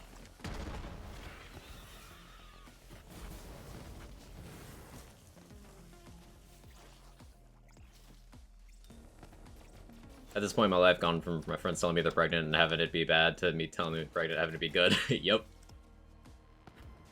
Not convinced I'm self-aware now. Real. 4 or 5, so 89, 90. Probably also 8 years old, honestly. Maybe 7. 4. I think for me, it's at 4. Because I have concrete memories of, like, playing my first video game. Which was Pokemon Blue.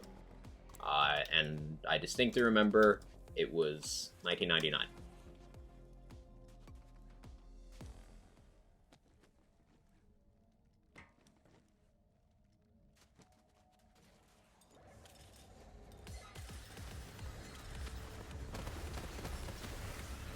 1993 was 30 years ago. Damn it.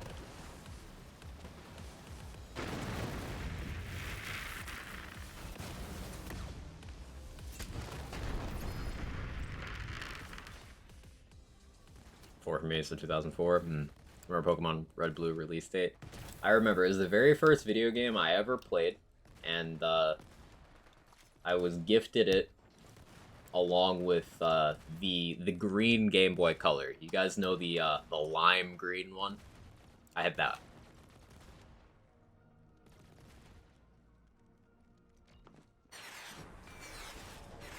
Had the teal one? Nice. The purple see-through one? My cousin had that. My cousin had that and red. I had the green one and blue.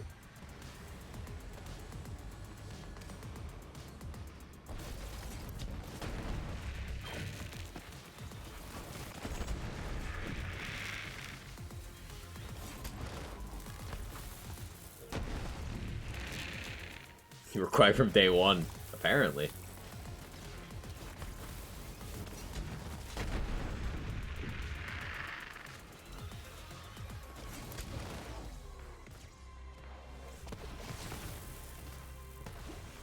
I was around 5 at a water cup on top of a tube TV. The water cup and TV both fell on me. It's like a flashbang followed by a grenade.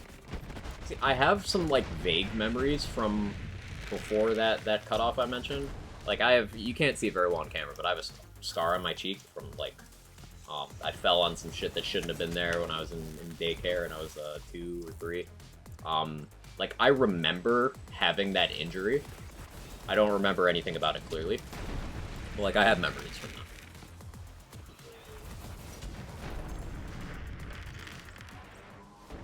Basically, I was running around in daycare and they left some sort of equipment.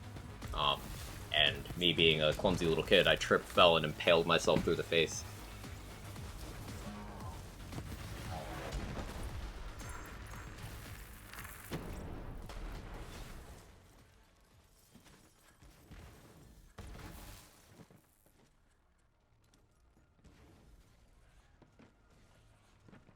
Mine is on the chin? Yeah, mine's on my cheek.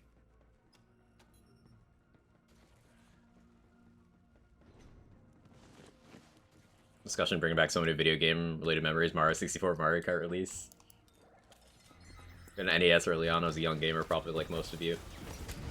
The games ruined me. I wasn't even 5, and games already infected me, made me a gamer. Long story short, I had my front teeth broken out by a fat kid falling on me. You know, that's vaguely similar to, my mom has a story about how they were doing, like, trust exercises when she was a kid. I think this was elementary school.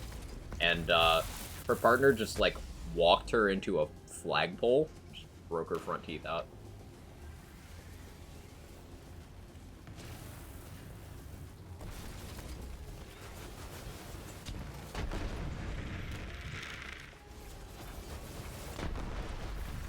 Bruh, right? Never trust again after shit like that.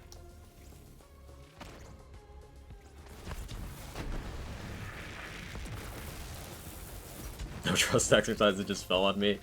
Yeah, that... I'm gonna be honest, it sounds a little funnier. But I'm sure it definitely wasn't funny.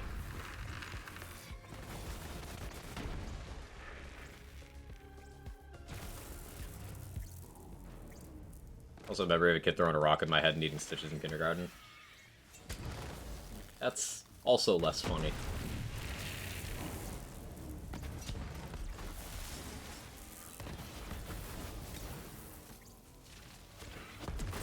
Sister glued a monkey ball into our GameCube because she's tired of my putting Tony Hawk in. That's based as hell. No, that's a W for her, Micro. That's some galaxy brain shit.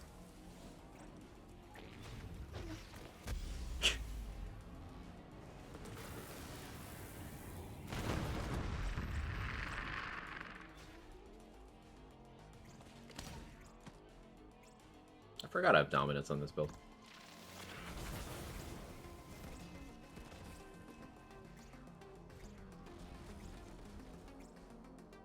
Parents love going to arcades, so our anti-system for the longest time was weird. I guess it's a cultural thing. Right, like, you know, rock music in the 50s, like, ugh. Video games in the 80s was like, ugh.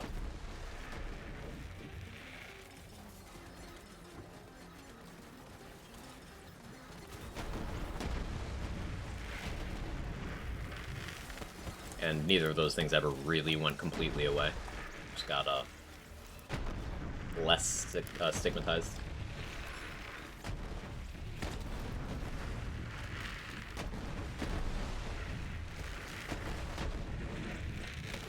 Everything fun for kids was from the devil in the 80s. Yeah. Music, video games, tabletop games, movies.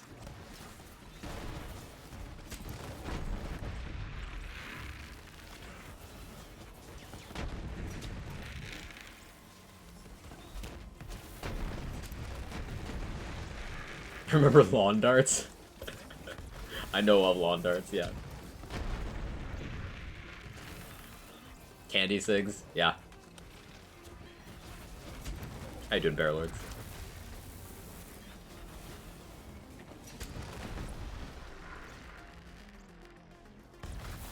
Always been the case, playing cards are once the devil.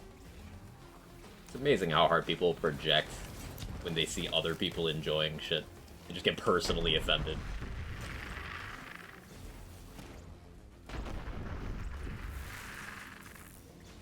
Lawn darts are the best lawn game. This is not debatable. Goodbye. That sounds like you.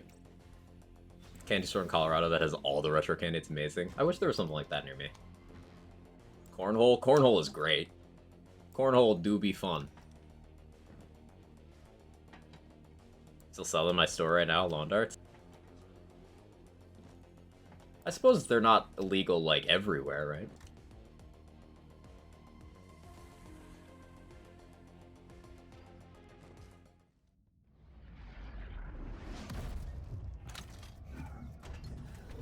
Cornhole boat with lawn darts. Not the dangerous kind that got a redesign. Ah, that makes sense.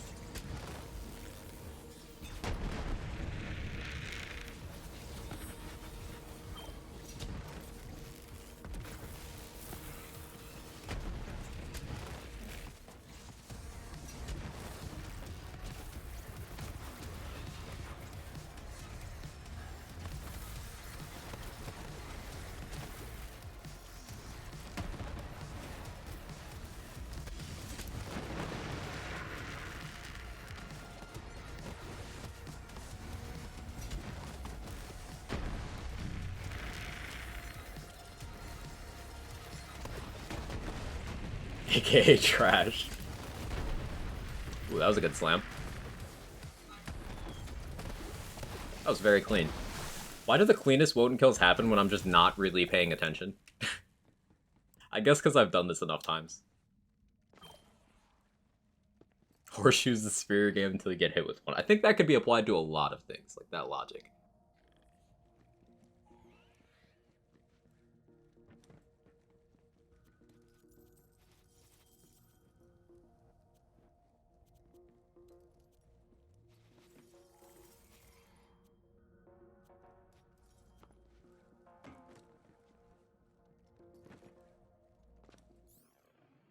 I like the 5 bounty hunter, or the 5 hunter's eye.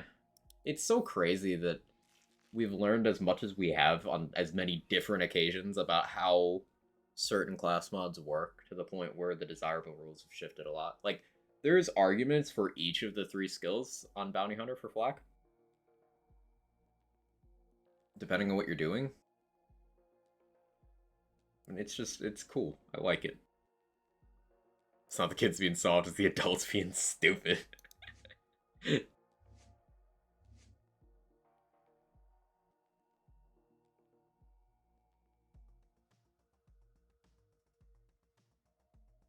Jumping on cars is fun until it's not.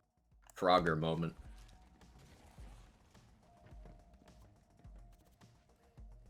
I also remember my mom walking me into GameStop to return Duke Nukem Forever, and not because the game was terrible, it is because the pastor's wife saw me playing.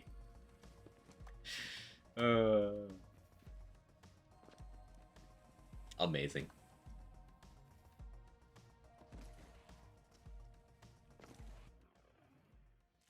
Yeah, I think this is a good stopping point. I could sit here and do more builds, but I gotta force myself to not go super long today. I wasn't gonna originally stream today at all, but I just I felt like chilling with you guys and testing out some stuff. So, um, that'll be it for today. Now I don't know um what the rest of the content for the week will be. I don't have any particular plans. So going by the seat of my pants, really. Potential things is there's always the chance of BL3 or Wonderlands. I've been vaguely considering doing another on-stream Mass Effect series playthrough.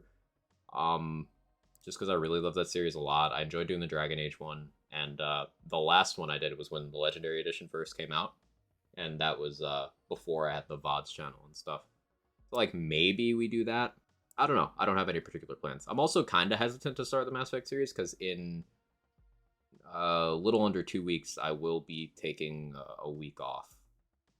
So interrupting the flow would be kind of awkward. But we'll see what happens. We'll see what happens. Let me find some for us to go. And once again, to all the new people who stopped by today, hi, it was good to meet you. I'm Quag. I make primarily builds content for LANs games. If you like all that stuff, drop a follow and join Discord and stuff if you'd like to. But for everyone else, I appreciate you as always. Ready for Starfield? I gotta do some research on Starfield. I don't really care enough yet, Thermal, but we'll see. We'll see what happens. Let's see. Lazy's doing his Elden Ring thing. Epic is playing some Dark Souls 3. Go to one of them. Mr. J's doing some Fortnite. Password and Far Cry. Vander's doing some Minecraft. Let's go to Lazy.